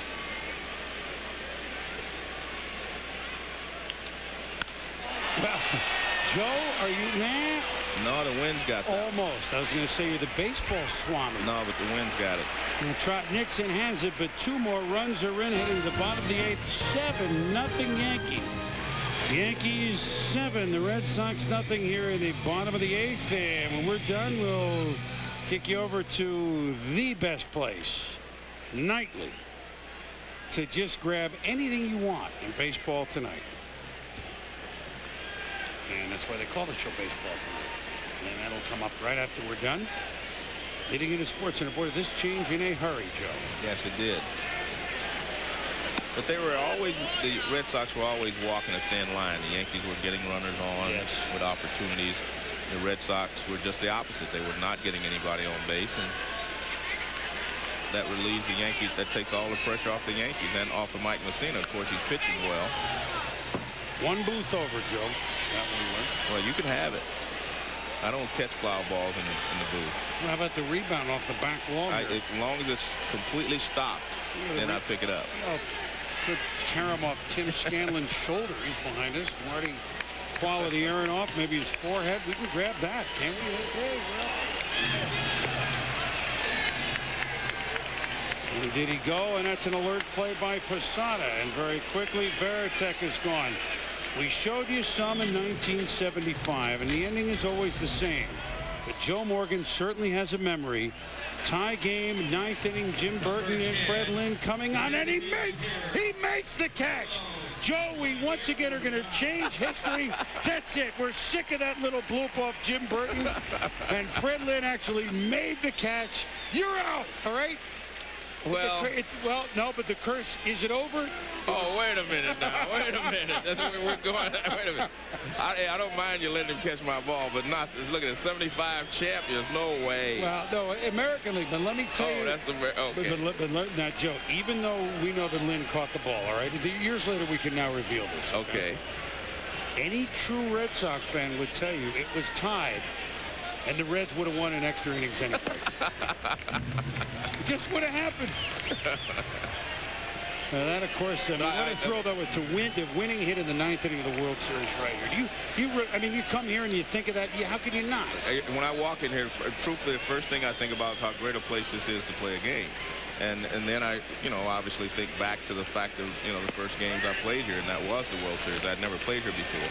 So it was great. Someone asked me that today in an interview, and I said, I just remember how great the infield was. Great infield. It was the best infield I'd ever played on. And you could see the ball because of the green background. It had a great background, for hitting. And, of course, I remember, Dwight Evans catching the ball I hit in the 6th game. I could have been a hero in the 6th game. And then in the 7th game to be lucky enough to be the guy walking up there in the 7th with the game on the line. I mean, that's, very few people get that opportunity. let alone be able to get a base hit. I mean, it's just something that, you know, you're very fortunate to be able to have that opportunity in your career. You know, there are a lot of guys never even get to the World Series, let alone get a chance to be batting in the ninth inning in a tie ball game. Well, look at Mussina continuing. This time he gets Baerga, who's the only guy that got the. Boy, we're emptying the barrel here tonight. Look, well, this is the one that bothers me. Now, was Dewey, did he know what he was doing in right field or what? Yes, he did, because there was a hit and run. It wasn't just, you know, Griffey was on first and he was taking off. It was hit and run. And tie game at that point. Then Carlton Fisk becomes a hero. He hits the foul pole, and everyone thinks they won the game, won the series, because he hits the foul pole. Think of the Hall of Famers and the great players in that series. I mean, your team, obviously, with yourself and Johnny Bench and Doggy Perez and Pete. Rose. I mean, Hall of Fame, certainly caliber. Sparky Anderson. Dave Concepcion should be. Well, and then for Boston, Yastrzemski, obviously Hall of Fame. Carlton Fisk. Yeah. Dewey Evans and, well, Rice was hurt that series. Yeah, Rice was hurt. But, I mean, they're not in, but they were certainly outstanding. Outstanding. Yeah. Pretty good stuff. Very good stuff.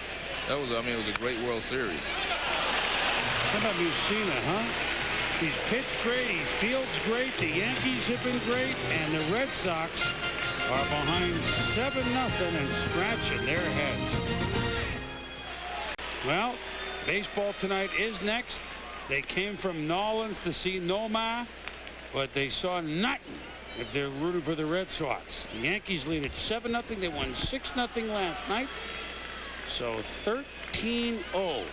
They lead in these two games. And Dustin Hermanson been on the DL on and off just about all year. Been a no-show. Not that he didn't want to be. And they're just trying to hope that he can pitch his way back into shape somehow. And let's see, he's only pitched to 3 games. And Bernie Williams, who really put the dagger in with this 3-run homer to take a 2-0 game to make it a 5-0 game in the 7th inning and extend his hitting streak to 19.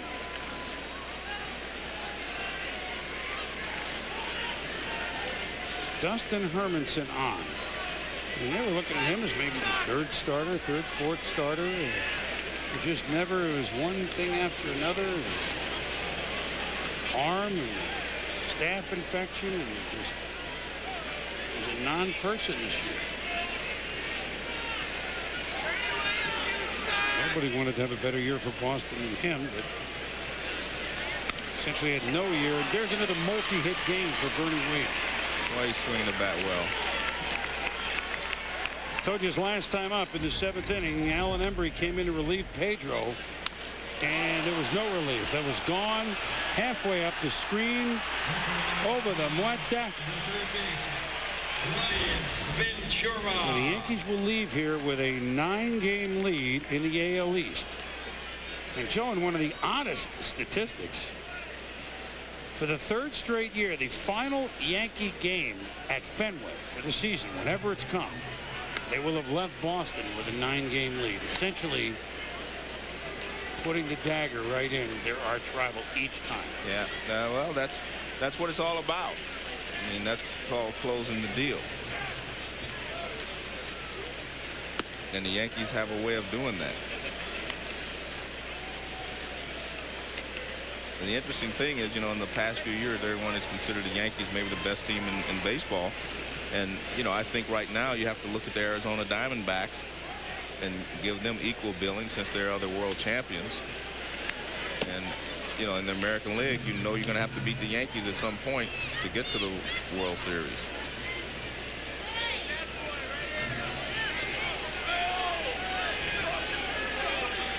Brian Kenny, Dave Campbell, Timmy Kirkjian. Baseball tonight next. Boomer was outstanding last night, pitching into the 9th. Will we see Mussina go into the 9th, do you think? I don't think so, but, you know, I don't see anybody warming up, so you might. Will we see this one go into the bullpen? Well, the wind is blowing in from right field out there. Well, Ventura hit a long way. He's gone. Bernie back to first. Matt Weiner in the studio. Boom, a terrific game in Pittsburgh tonight. 0-0 in the bottom of the 10th. Braves got scoreless effort from 9 from Greg Maddux, but it gets wastes here. Brian Giles brings in Rob Makoviak, and the Pirates win it from 10, 1-0. A team like that beating the Braves at any moment, that's a little victory. I mean, not a little, it's a big victory. And hey, look, they've had a long year for Lloyd. Well, anytime you beat Maddux, you know you've accomplished something. Pitch for Pittsburgh tonight. That's what we need to know. Of course, now we should know that. We've been busy. I did know, but it wasn't like one of their top 5 guys, I don't think. It was, well, no, see, now I'm looking. I get no help here. Okay, we're in trouble here. We're looking. Why can we not find it? As with Maddux, that's because it said Millwood. It was fog, I believe. At any rate, out of the fog at third is Hillenbrand. They don't get the double play. Sanchez tries to turn it. But Bernie is erased. Sada on the fielder's choice. Well, nice play there. Nice play by Hillenbrand. He makes a diving stop and then makes a perfect throw to second base. And Sanchez tries to turn it. But hustling down the line is Posada, and he gets in there.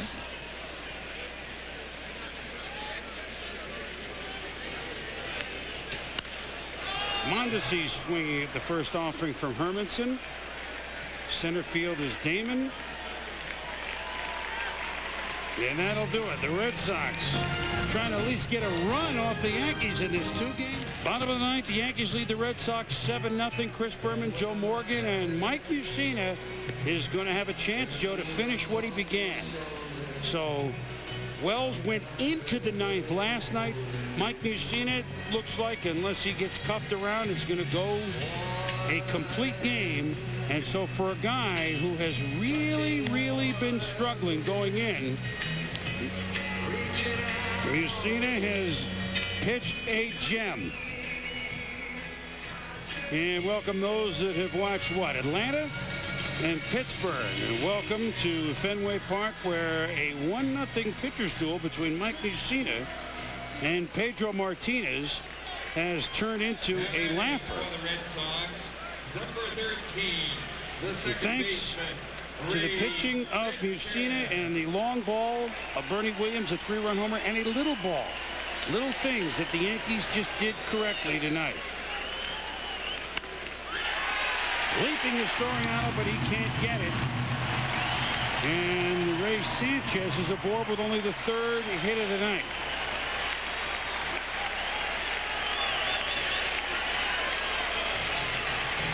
Last back-to-back shutouts at Fenway. Friends at Elias come up with this. September in 1943.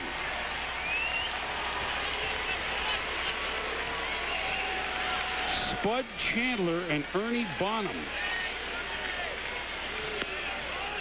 Joe, how'd you hit off Spud Chandler? 2 household names, right? Well, Spud was. Yeah, well, not in my household. Well, Spud, not you never in had California. potatoes? Yeah, not in California. Joe, this will be the first time that Mussina has pitched into the 9th all year. Well, he's gone 8. I mean, he could have gone into the 9th. Yeah. But if he records an out and goes at least 8 1/3, it will be the longest outing that he has recorded this year, and this is 27th start. He's only gone 8 2 times. You know what's interesting about the Yankees and the fact that, in this run they've had, they were winning championships, but they never had anyone that finished up really high in the most valuable player award voting. They really didn't have anyone. I think this year they're going to have someone, in Soriano is going to finish, in the top, 5 or so. Giambi, they have 2 legitimate candidates, whereas in the past they really did not have anyone that was considered MVP quality at that time. Jeter will get votes. They'll all get votes.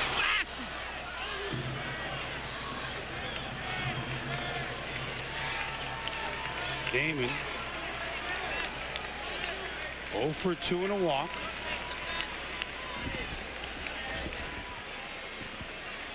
Trying to at least get a little pride going, but look at the Yankees in Ventura making the play on Damon with Sanchez scurrying back.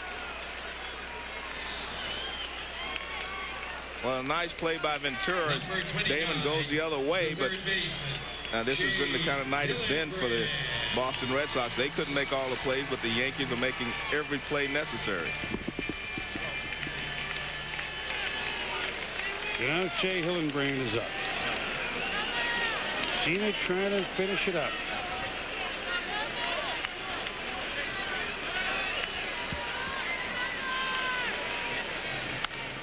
And that's fouled off. And, you know, Joe, I'm doing just a little reading here. Let me see here. It's the kind of stuff I like to read here. Oh, it's a children's book. Catherine Nixon, one of the Red Sox wives, who are all involved in this. This is starting next month. Fenway Park from A to Z children's book. Red Sox Foundation, all for charity. So no matter where you live, the Boston Red Sox Foundation, they'll let you know how to possibly get a hold of this if you want. Kids growing up learning about a ballpark. It's been here 90 years. Some nice little drawings, bit of baseball instruction, and created by the Red Sox Wives organization, and we salute them for that. I always like to bone up on my reading, Joe. I mean, there's only a couple days left till school starts, and I haven't read my summer reading yet.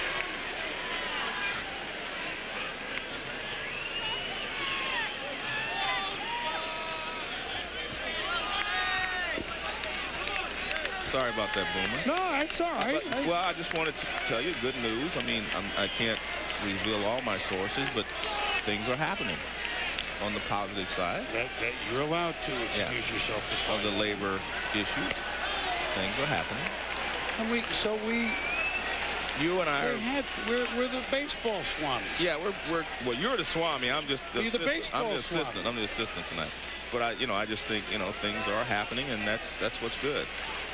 That's why I was away. That's great. No, I was reading. I was doing my summer reading, Joe. Okay. School starts next week, you know.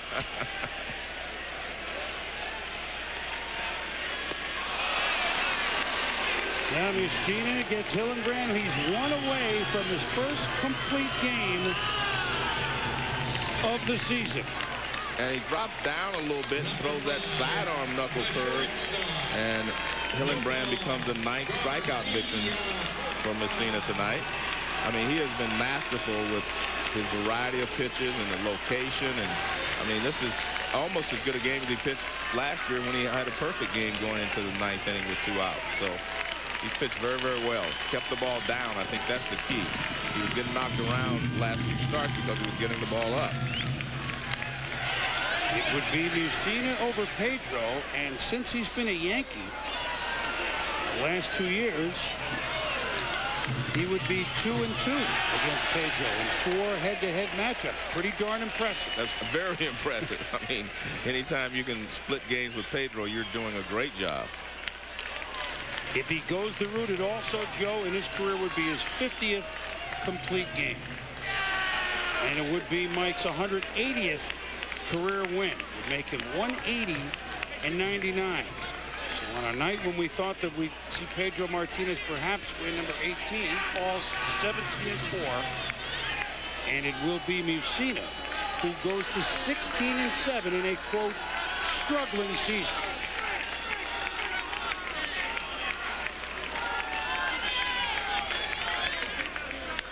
Garcia Parra to third, Ventura across, and the Yankees have come in and bludgeoned their rivals, the Boston Red Sox. 6-0 yesterday, 7-0 tonight. They leave with Mussina beating Pedro, and they leave Boston with a 9-game lead over the AL East.